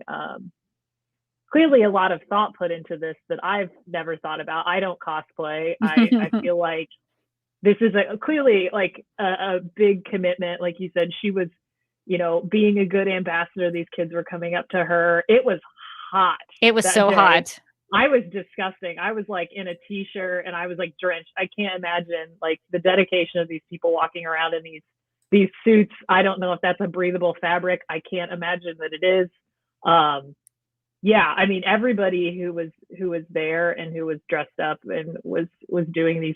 I mean, this was all for the crowd, right? I mean, like, yeah, some of it was kind of cheesy, whatever, but everybody was so into it. My sister made that comment. She was like, it was just so nice to see how into everything everybody was. There wasn't like people like sneering or being judgmental. It's just like everybody was genuinely excited to be there, and they're just like, that's awesome. So yeah, like I noticed her. I think she was right by the car when we parked, and I was like, Supergirl pants. Yeah, it was awesome because she had the skirt back in 2019, but she upgraded to the pants from season 5 and season 6. So I was glad she was able to do that. And In Disguise Designs does such a good job. Follow them on Instagram, Facebook. Follow Maren. She's on Twitter. So all those links are in the video description. It will be in the show notes for the audio version of the podcast. So definitely go give all those people a follow because they do really great work. So hope to see Maren again and catch up with her and see what she thinks about how the show ended. Hopefully she gets her nice tidy little bow there at the end. I guess we all kind of want that to be the case. So it was nice to see her again. It was nice to see that just like in 2019, she was a magnet for the children. So that was so cute. So I enjoyed getting to talk to her again and catch up with her. I also went shopping on Friday and bought a lot of stuff and spent a lot of money, and I'm very embarrassed about it. But I did find something that I thought was really cool. So I'll let Past Rebecca explain to you my find in one of the vendor areas. I also went by this vendor who had a lot of really old things. I thought that was cool. So I asked him if he had any Supergirl stuff, and he pointed me to this book, and I've never seen this ever. I didn't know this existed, and it's actually a choose your own adventure book from 1984. You can tell it's Crisis on Infinite Earths. So and I actually looked on the back. It says trademark 1984. So this must have come out in 1984. So yeah, it's a choose your own adventure book. So I'm gonna have to look through this. It was probably a little more than I wanted to pay for it. Let's just be honest. But it says you are the master of Supergirl's fate, which is pretty ironic since her fate in 1984 was to die. So this is very interesting. It looks like maybe there's Brainiac in here. Some Mixtus Pitilix on there. There's knights down there. So I don't know what's going on in this book. We'll have to figure out what's happening here. It's a Which Way book. I don't know if there's this is number 2. I don't know if there's other characters in the series. So that's really interesting. So yeah, the back of it says, she's Supergirl, Superman's courageous cousin, and now you can help the Girl of Steel battle strange and evil forces from the darkest corners of the universe. You make the life or death decisions that guide her through amazing adventures. But if you lead her into danger, don't give up. So that's pretty cool. Oh yeah, It says you can send her to rescue Superman from the evil computer Brainiac, or fight the deadly dragons of King Arthur's England, or battle the Wicked Witch of the West from the Land of Oz. Because on the TV show, Supergirl's favorite film is The Wizard of Oz. That's really cool. I love King Arthurian legend, so I'm going to be into this. And there's dragons in this. Come on. So this is pretty cool. I've never seen this before. It's a choose your own adventure book. I posted something about the Choose Your Own Adventure Supergirl book on Facebook, and Morgan responded in a comment and said, that should be a future Supergirl radio episode. I was like, I know, that's what I was thinking. So maybe sometime down the road, we will choose our own adventure with that Supergirl book and see where we send her. I don't know how we'll do that. Yeah. I don't know if we'll make that decision or we'll leave it up to the live chat. But that seems like a really fun future episode of Supergirl Radio, so we'll keep that in mind. So I thought that was one of my best finds of Superman Celebration. So I was glad they had that. So I'm glad to know that existed back in 1984. In 1984, a big year for Supergirl. She had her first live action film, and then they killed her off in the comics. So it was a very up and down year for and then die. Yeah. So that was tough for Supergirl. Okay. Well, one other thing that we did on Saturday, and Dr. Nicole Green came with me because I thought this might be sort of sciencey that she might enjoy. We did go to a presentation, a Lego engineering presentation, trying to figure out what this was about. This was a man that we will meet, Nicholas Mastramico. He works for NASA. And so he is interested in Legos, and he's been building Legos. So I took a few minutes to ask him about some of the things that he talked about in his presentation. And Dr. Nicole, if you have any thoughts about the Legos, we'll talk about those as well. But let's hear from Nick and see what he has to say. I'm a structural engineer down at Marshall Space Flight Center. And we work on the modeling and prediction engineering of the SLS rocket, the new Artemis 1 rocket. And we build things in 3 dimensions and then test the actual rocket to see if our predictions are accurate, and then we change our models based off the real life testing so that we can predict what the rocket can do, what it should do, and keep everyone safe with the rocket as it flies. What got you into Legos? I've always been my dad and I always built models and everything as a kid. We would build Star Trek models or whatever they had over at Boardman Hobby Shop back in Ohio. And we always enjoyed the building process and the putting it together, but we were terrible at painting. So we usually threw them out because the paint never came out right. But Lego was always fun because you didn't have to paint it. And it's just, back when I was a kid, you didn't buy like sets like they had now. You just bought a ton of Lego bricks and you could build anything you want. So I always enjoyed that imagination part of the building of Legos. And then now as an adult, I just keep trying to, they have a lot different Lego bricks. They're not all squares and rectangles. And it allows me to just be imaginative to, at first I wanted to build the rocket I'm working on, and I had to find all the pieces to make it look like the SLS rocket. And then from there I just continued on building Superman related items, Alabama related items, and it's fun. It's fun to do, and since you can do it digitally, you can do it for free. And then if you really want to build it in real life, then you can just buy the parts and have fun building. And how long did it take you to do both the Superman statue and the Super Museum? What was the process like for that? Those took a while. The shields from the Superman statue, that took about, I would say, 2 to 3 months to design digitally and about a month to build, actually. Thankfully, because it all came together real nice. You never know when you design it digitally. When you get the parts, you actually build it up. The museum took about 3 to 4 months to digitally design because of all the little nuances and figuring out the scale.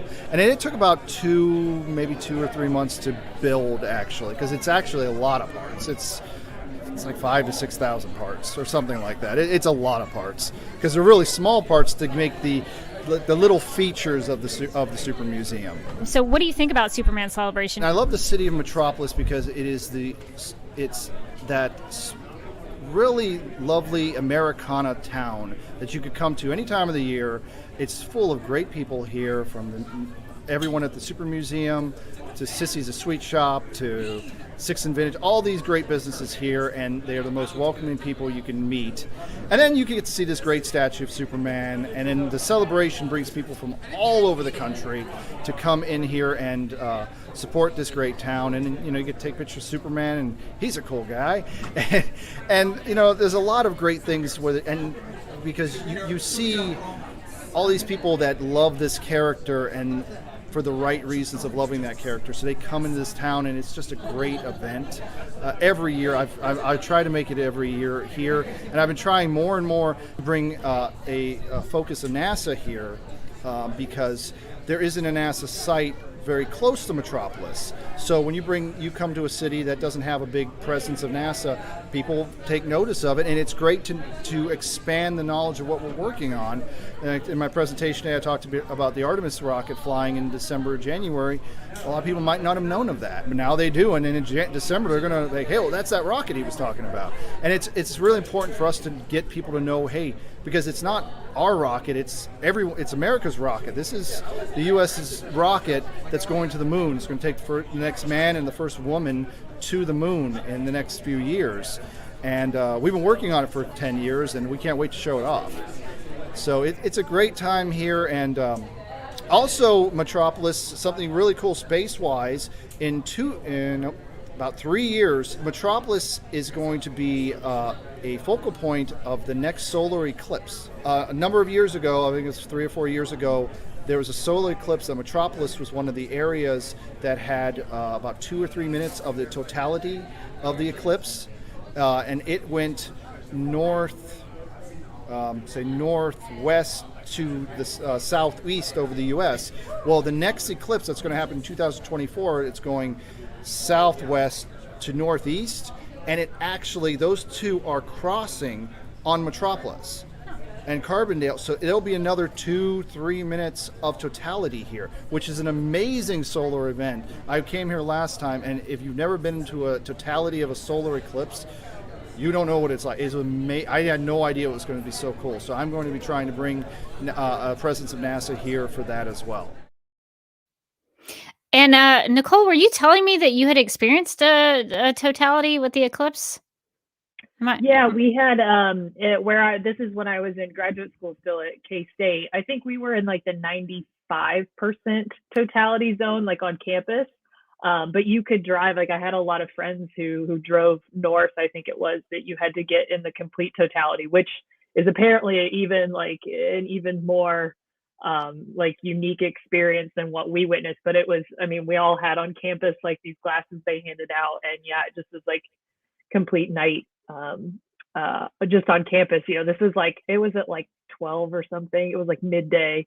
So yeah, I remember seeing this, like if you look at there was a lot of presentations, as you can imagine, on the college campuses where this happened as well. I like that he's using his platform and using his interest in Legos, like you said, to bring the presence of these unique scientific organizations into an area that is primarily agricultural. So there's a lot of really interesting agricultural science going on. But some of these others that we don't get exposed to that as kids growing up. So that's cool. And I know the kids really liked the kids were a fan of him when he finished his presentation. But yeah, the totality is wild. There are apparently people who travel and like will go no matter where it is, like they'll go to South America, wherever, to like they'll go out and there's like cruises, because sometimes these junctions fall in the middle of the ocean. So oh wow.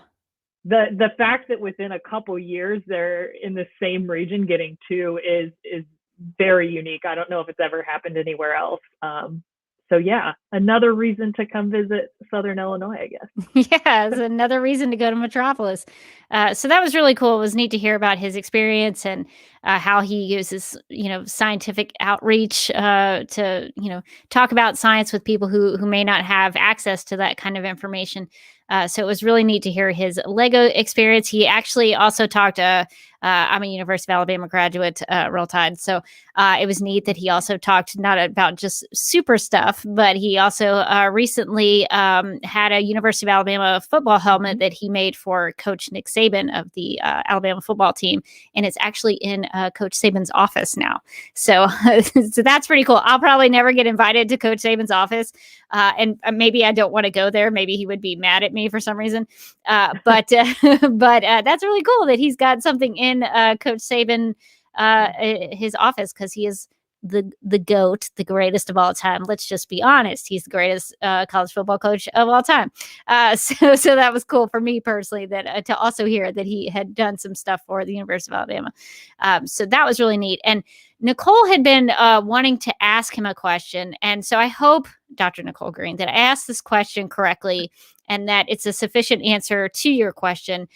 So we were sort of talking about structural damage to things in the Supergirl universe, because Supergirl sometimes breaks through buildings and sometimes things get damaged. So I asked him about that, and here is his response. We talk about Supergirl a lot, the CW Supergirl with starring Melissa Benoist, and a lot of times there will be structural damage to buildings based on Supergirl or some other evil villain who has destroyed a building. Would you be the person to call if someone said, hey, Supergirl has busted down a building, can you come help us out? What kind of engineer is required for that? In those situations, you probably want an architect, because those are the ones who know the structural. The good thing to know about anything as an engineer is to sort of know the item you're trying to work on. I work on the SLS rocket, and our goal is to know what that rocket can do, what it can take, what it can, how it could fly, what kind of trajectory it can have, and to know that rocket better than it knows itself. Say if Supergirl broke a building, an architect who knows that building would be the one to call, because then they'll know, okay, this side of it was destroyed. Well, none of those load-bearing walls are there. Or no, this side, those are all the load-bearing walls. Get out of that building. So every engineer who's on a project needs to know their item better than the item knows itself, and then you could predict what it can do or not do. Of course, you want people out of the building anyways, probably, if Doomsday is going to knock it over, but those are the people to call, the ones who really know the actual thing they're working on. I'm glad, even though Morgan Glennon is not here with us for this episode of Supergirl Radio, we got some National City real estate conversation in here. So I hope that was the question you were sort of wanting an answer to. Was that sort of similar to your question?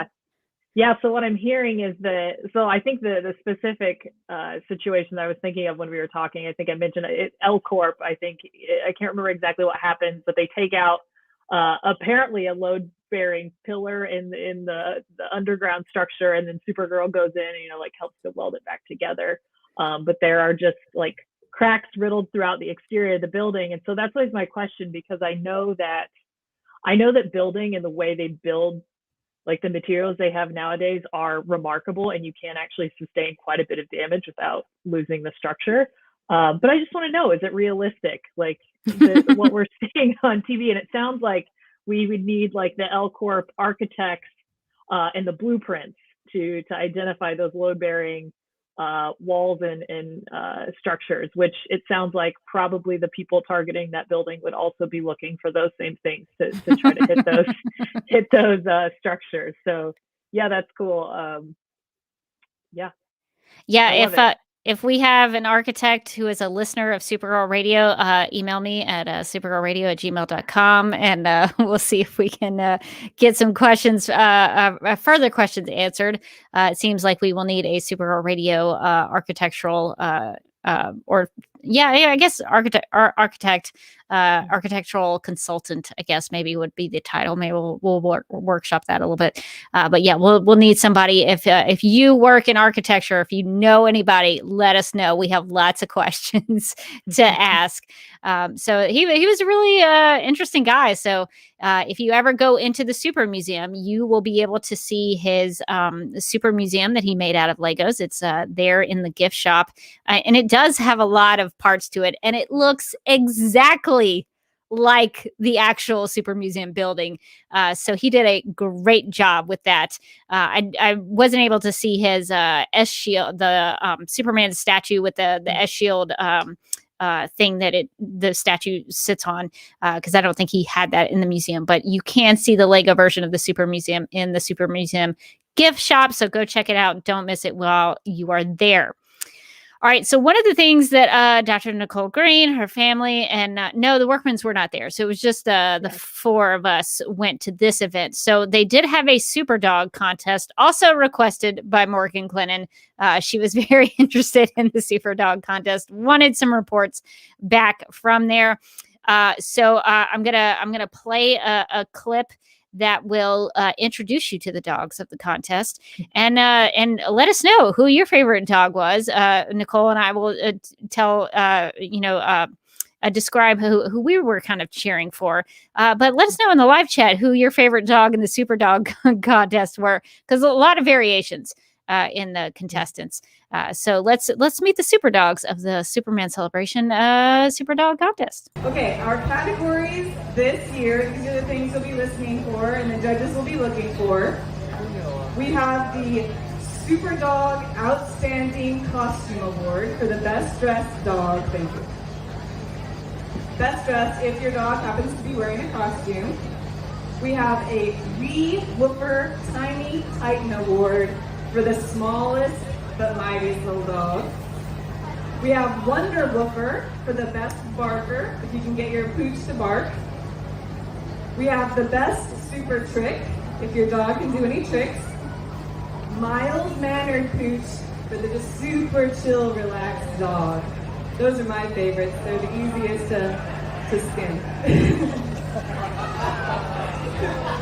We have the Fido Flash Award for the fastest puppy dog. The Dynamic Duo Award for the best pairing of a human and their puppy dog. The Jimmy Olsen Nose for News Award for the dog with the biggest nose. And the Hercules Award for the biggest dog. So this was, tell me your dog's name one more time. Hercules. Hercules. Molly. Clyde. This is Clyde. Roscoe. This was Roscoe. And this is Buttercup. Buttercup. I didn't set that clip up properly for the audio listeners. The MC of that event was Cruella de Vil. So when she talks about the easiest dog to skin, she's saying that because she's evil and she messes with dogs.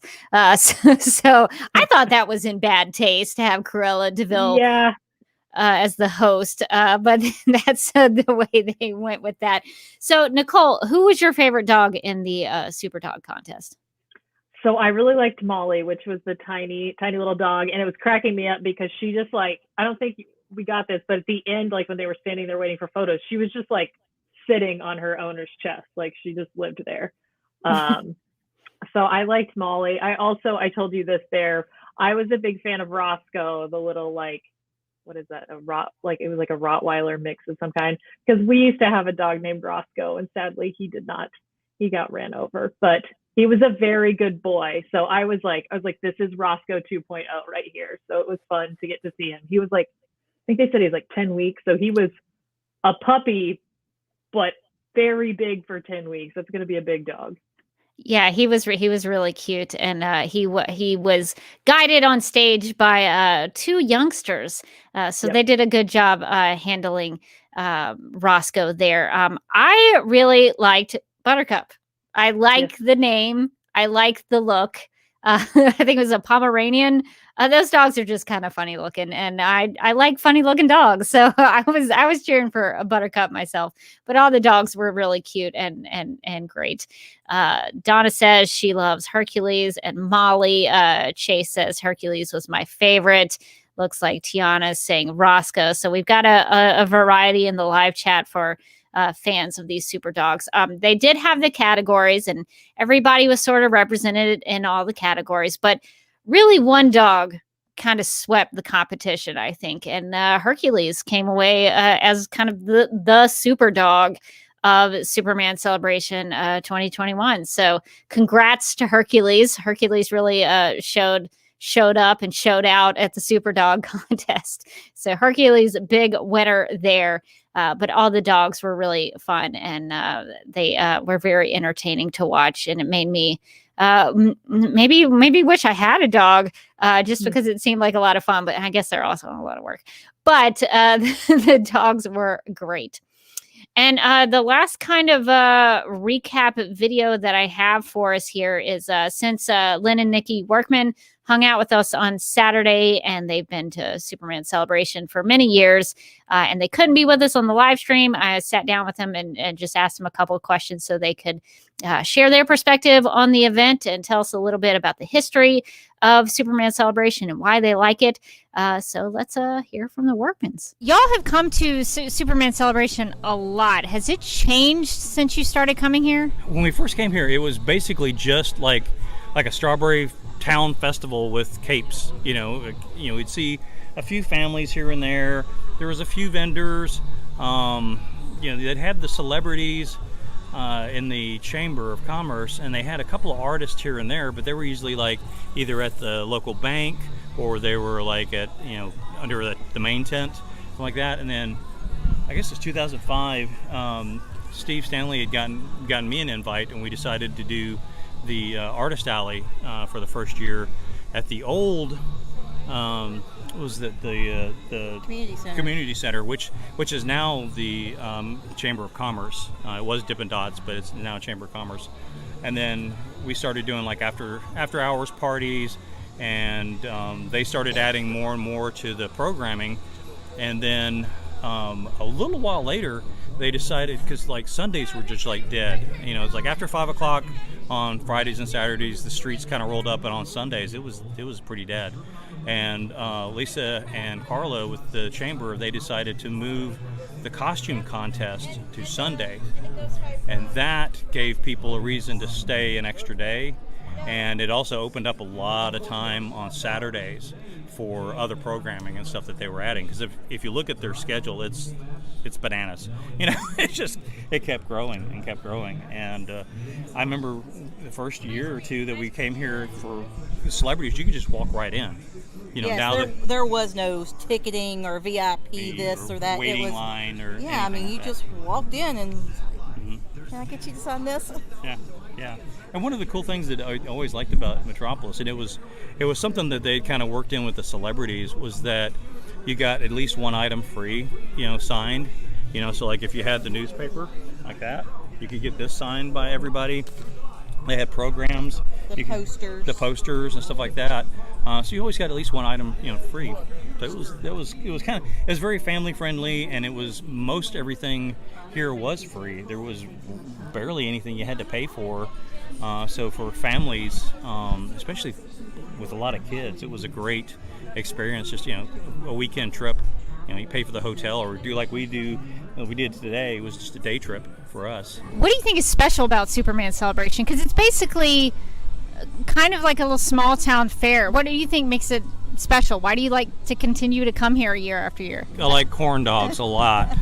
It's a small town, and if you've lived in a small town or have been to small towns, it's got that kind of small town vibe, because Metropolis is definitely more like Smallville than it is Metropolis. It's a family festival. There's a carnival, there's celebrities, there's comic creators, there's costumes, there's street food vendors, there's all kinds of collectibles. It's just a little bit more of a laid-back vibe than your normal con. I mean, we've done a lot of cons over the years. I've sat behind a lot of tables in artist alleys over the years with him, and this just isn't.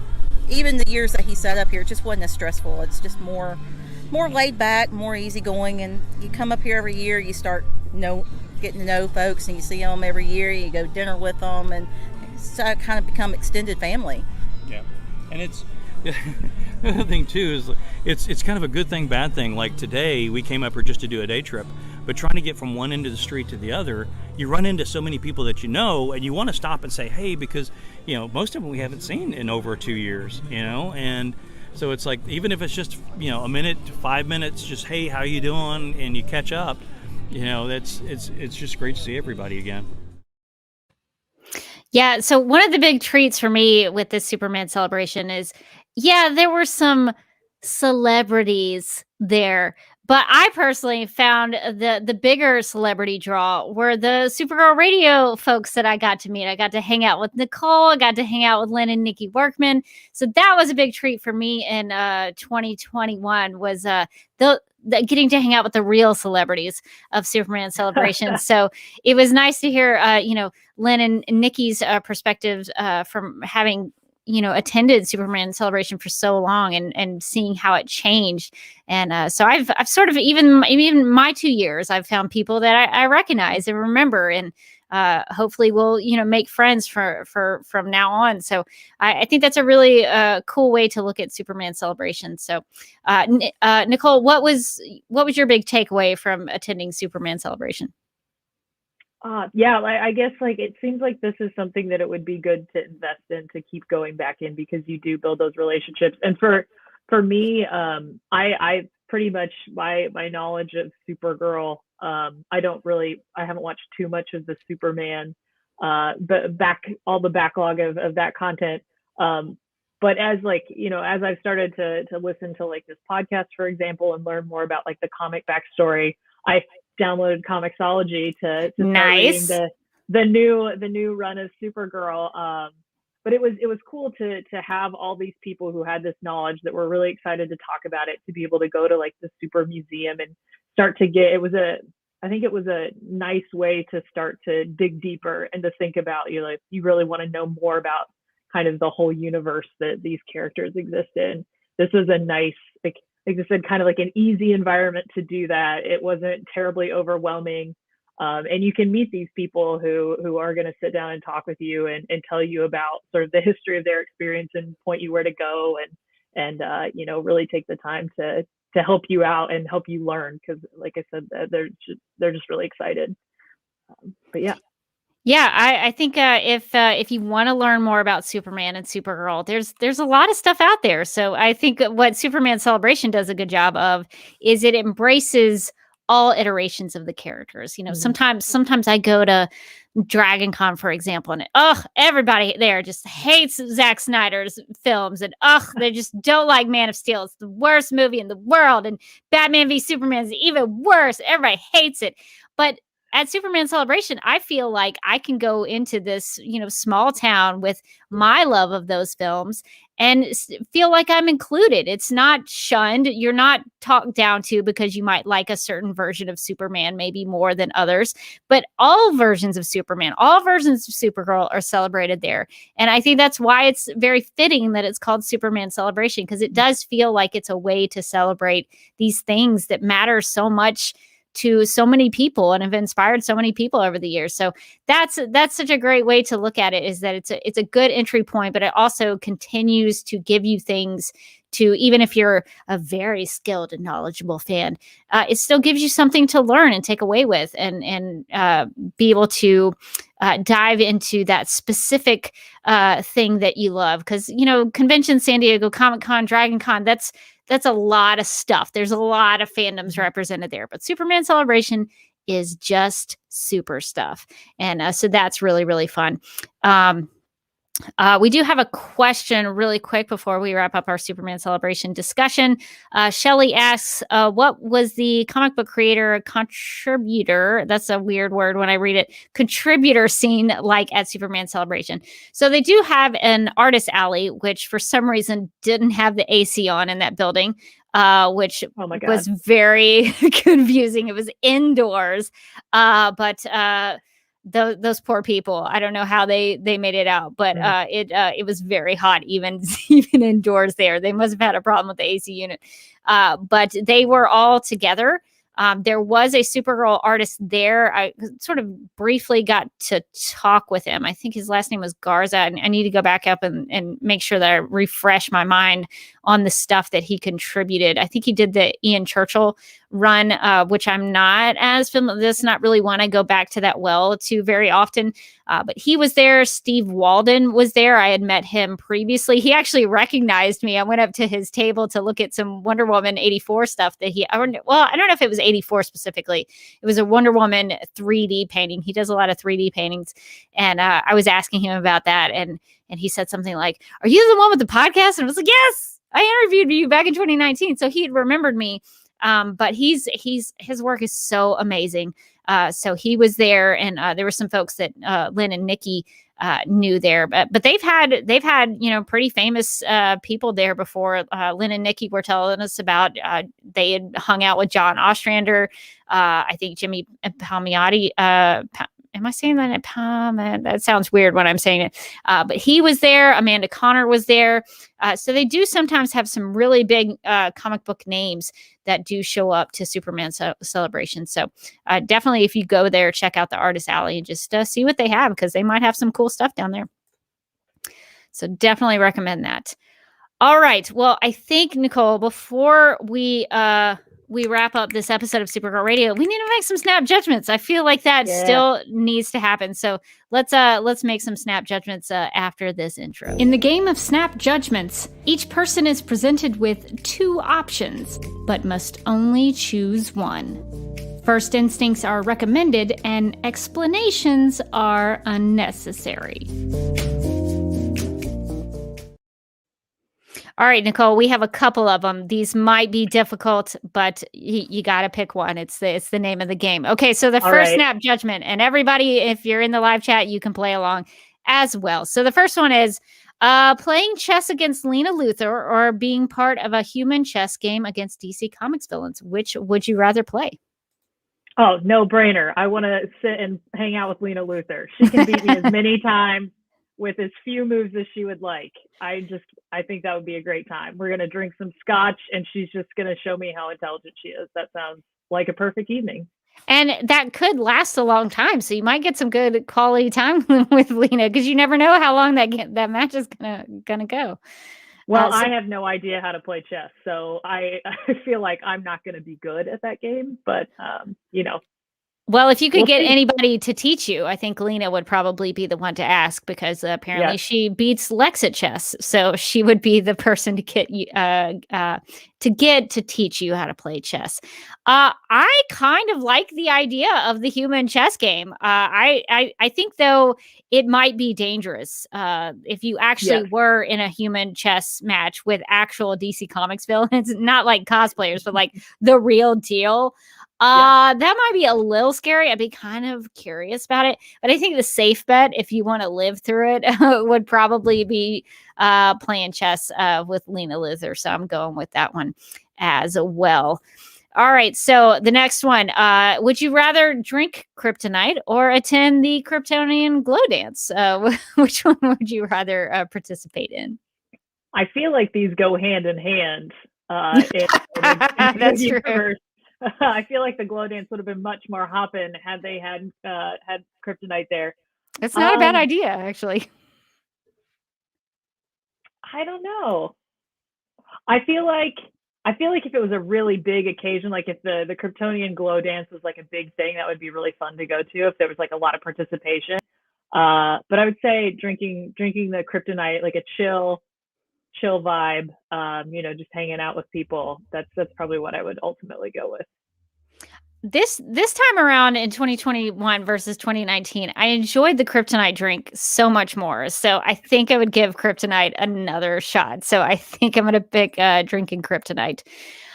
Okay, so this is going to be a real thinker. So you're going to really have to think about this one.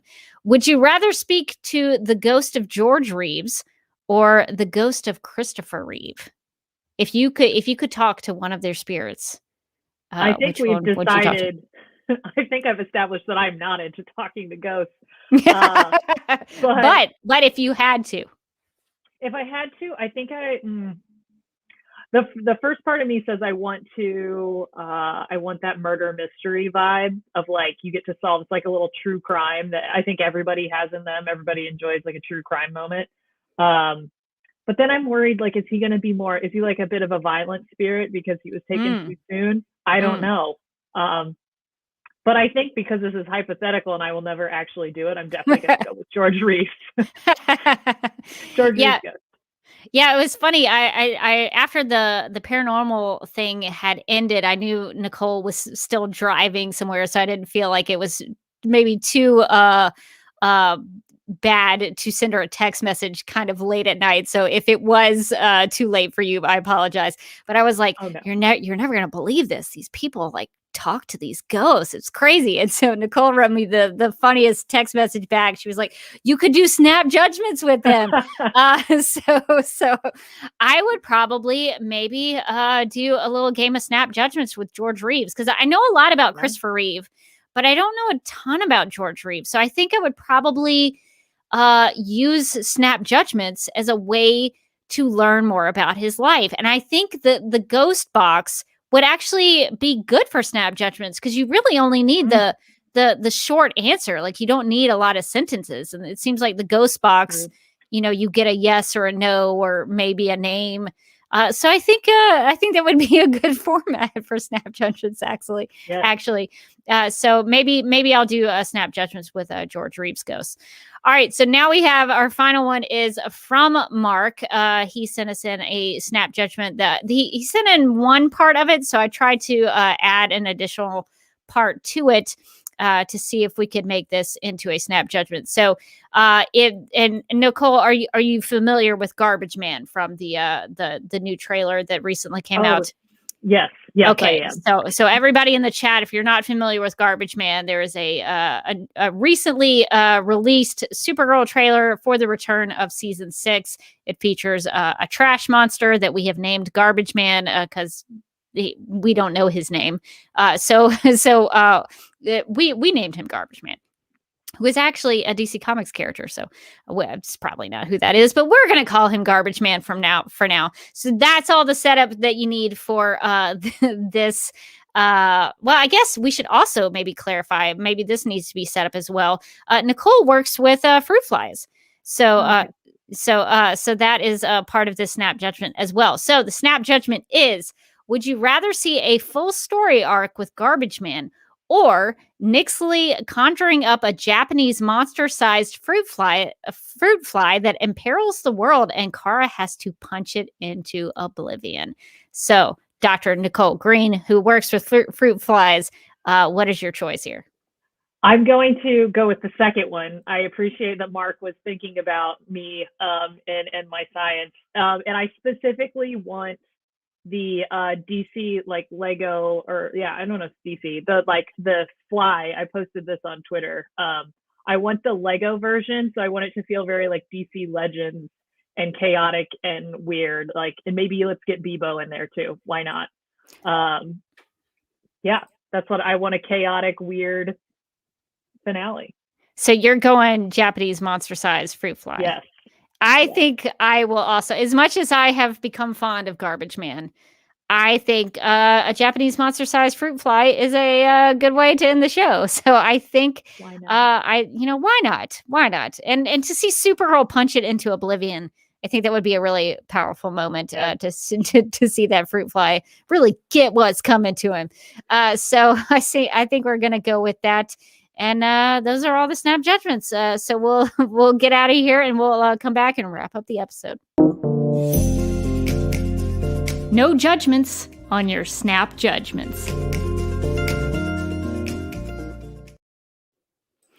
All right, that is going to do it for this episode of Supergirl Radio and our recap of Superman Celebration 2021. Hopefully, if you watched or listened to this, you sort of felt like you went with us, because that was the idea. So, Dr. Nicole Green, where can people keep up with you on the internet if they want to follow your research and what you're up to with Supergirl? Yeah, if you want to see me, I guess I'm probably most active on Twitter. I have an Instagram for science. at Drosophila Lady Sci on both. But frankly, my phone is too old. I need a new one, so I don't have enough space for Instagram right now. So I haven't posted anything on there in a while. So probably mostly at Twitter. Twitter is normally where I do anything where I'm talking about like Supergirl. It's a good mix of me talking about the problems of academia with some fun pictures of my science, occasionally some pictures of the fruit flies themselves, and then like trying to blend that all together. I love those science accounts where they're like, this is me being a person and all my interests, but also here's some cool science every now and then. So yeah, you can follow me on there. And if anybody on here is especially like a young scientist and you have questions, it's really confusing to figure out what you're supposed to be doing. So I'm always happy to answer questions about how to go to grad school, if you should go to grad school, what are your options out there? Or if you're just curious, you can ask me, because I think it's fun to talk about the experience of being a scientist. That's awesome. Well, give Nicole a follow. And I really appreciate your time that you've spent with me today. I know we went a little longer than maybe we normally would do, but we had so much to cover. We had a whole weekend of events that we had to let people know about. So I really appreciate your time, honestly. And thank you for being with me on the live stream, but also for hanging out with me. It was hot, and we were all a little bit maybe miserable physically, but I think we were all having a good time. So I really appreciate that you hung out with me on Saturday. It was really fun to actually get to meet you. I met you on a live stream, but it was nice to meet you in real life, in IRL, as the kids say. So that was a real treat for me personally. So thank you for coming on here and sharing your thoughts and your experience with the celebration. All right. So right now we're going to get to some DC TV podcast plugs and Supergirl Radio plugs. We got some in there as well. And so we'll get to those and be right back. If you would like to contact Supergirl Radio, you can post a comment on our website at supergirlradio.com. You can email us at supergirlradio@gmail.com. If you'd like to leave us a voicemail, you can call us at 678-718-7252. You can like us on Facebook and follow us on Twitter and Instagram, all at Supergirl Radio. You can listen to us on Apple Podcasts, Stitcher, iHeartRadio, Google Podcasts, Radio Public, Podchaser, and Spotify, where we also have a Spotify playlist that includes music featured on and inspired by the CW Supergirl TV series. We are listed on DC's fan page, which you can find at dccomics.com/DC-fans. If you like what we do, we encourage you to give us a rating and write us a review on Apple Podcasts. If you enjoy our Supergirl Radio live streams, make sure to subscribe to the DC TV Podcast YouTube channel and hit that notification bell to get notified when we go live and wired. DC TV Podcast also has a TeePublic store, so if you're in need of new DC TV related t-shirts, tank tops, sweatshirts, onesies, mugs, notebooks, pillows, or stickers, go to supergirlradio.com and click on the TeePublic store link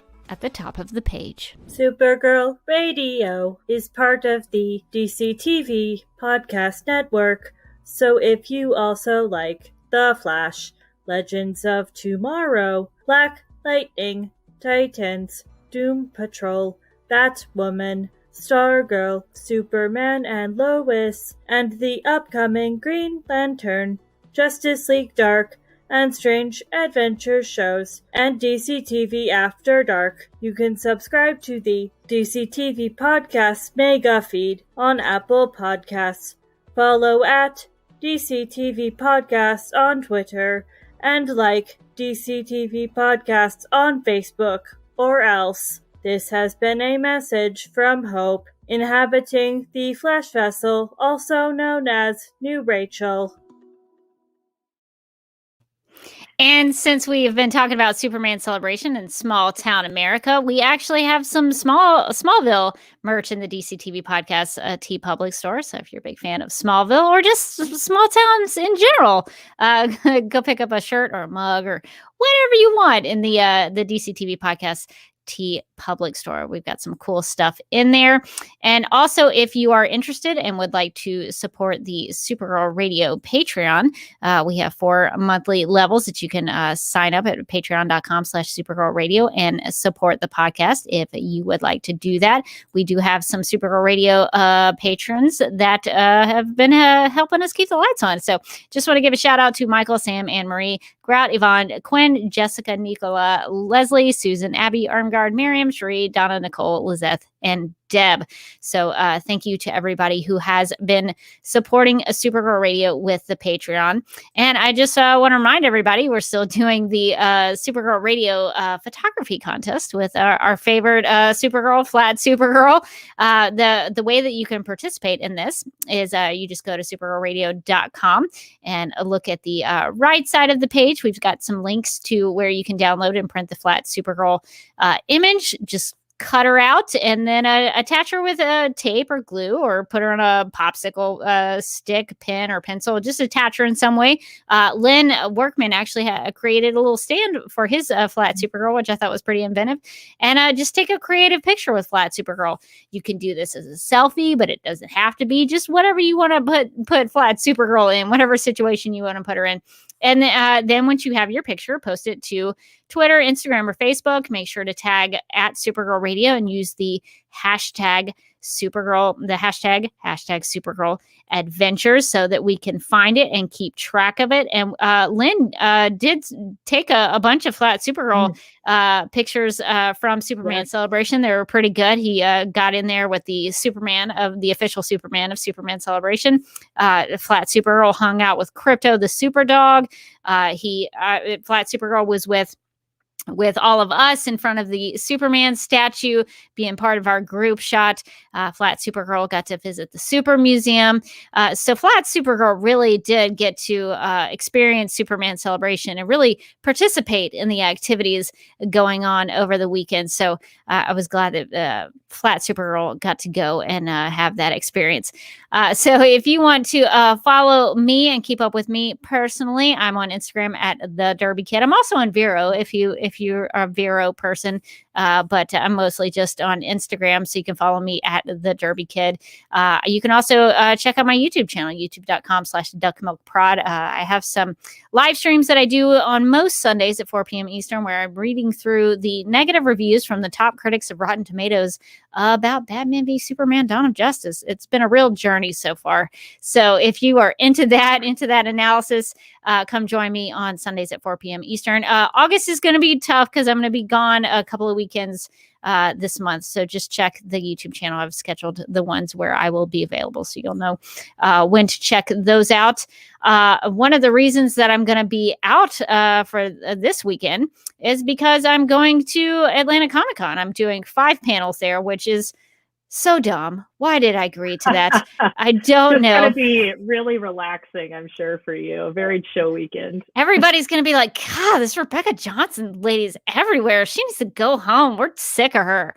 But I've got some panels. If you're in the Atlanta area and you want to come hang out with me, I'm going to be doing a podcasting panel about some tips and tricks I've learned over my many years of podcasting. That's going to be on Saturday, August 7th at 1:00 p.m. in room C109. So come hang out with me if you're interested in podcasting. I'll also be talking about some Zack Snyder related items. So Saturday, August 7th at 7:30 p.m. in room C104. I'm going to be talking about Army of the Dead and probably the prequel Army of Thieves and the the anime that's going to be going along with that universe. He's creating a whole Army of the Dead universe. So if you're into zombies, come hang out with me. We'll talk about some zombies. We're also going to be talking about Zack Snyder's Justice League, getting a lot of Zack Snyder representation in Atlanta Comic Con. That's going to be happening. That's my first panel. I kind of did these out of order, but just go with it. So this one is going to be bright and early, Saturday, August 7th at 10:30 a.m. in room C104. That's where we're going to be talking about Zack Snyder's Justice League. And if you're also interested in Zack Snyder's Justice League, we're going to have a second one, because why not? Yeah. So I decided I was going to do a panel just about putting out our pitches. If we could pitch something for HBO Max to continue the Snyderverse, what would you pitch? What would you present to them? So we're going to have a hashtag Restore the Snyderverse pitch meeting on Saturday, August 7th at 6:00 p.m. in room C104. And so I'm going to play the role of the HBO executive who will either accept the pitch or, green light the pitch or reject it and say, Thank you for your time.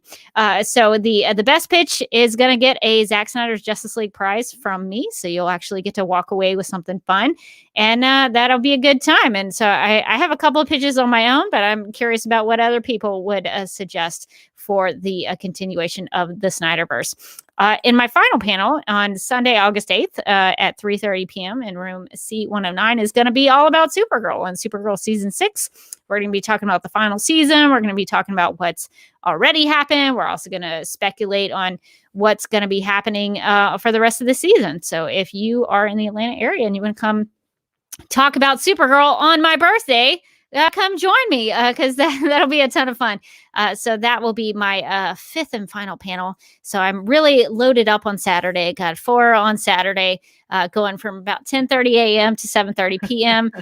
Wide range of topics. And then Sunday will just be all about Supergirl. So if you want to come hang out, if you're in the Atlanta area, please come and join me. That will be a lot of fun. I'm actually looking forward to it a great deal. Got to do a lot of preparation. Got to rewatch all these things and make sure I know what I'm talking about so that when I go into these things, I will be prepared.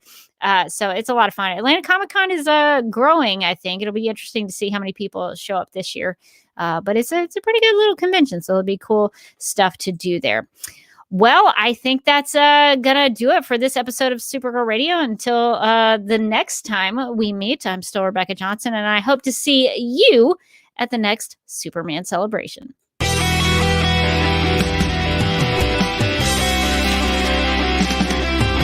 I think the CW are just trying to win the time slot war with Supergirl Radio. Supergirl Radio is going live every night of the week. How do you like it? Is becoming a human burrito a plus or a minus? I don't know. It does seem snug. I mean, they say you are what you eat. Oh no. So I do a podcast called Supergirl Radio, and one of our segments is Lena Luthor, Boardroom or Ballroom, because she looks like a boss in this coat.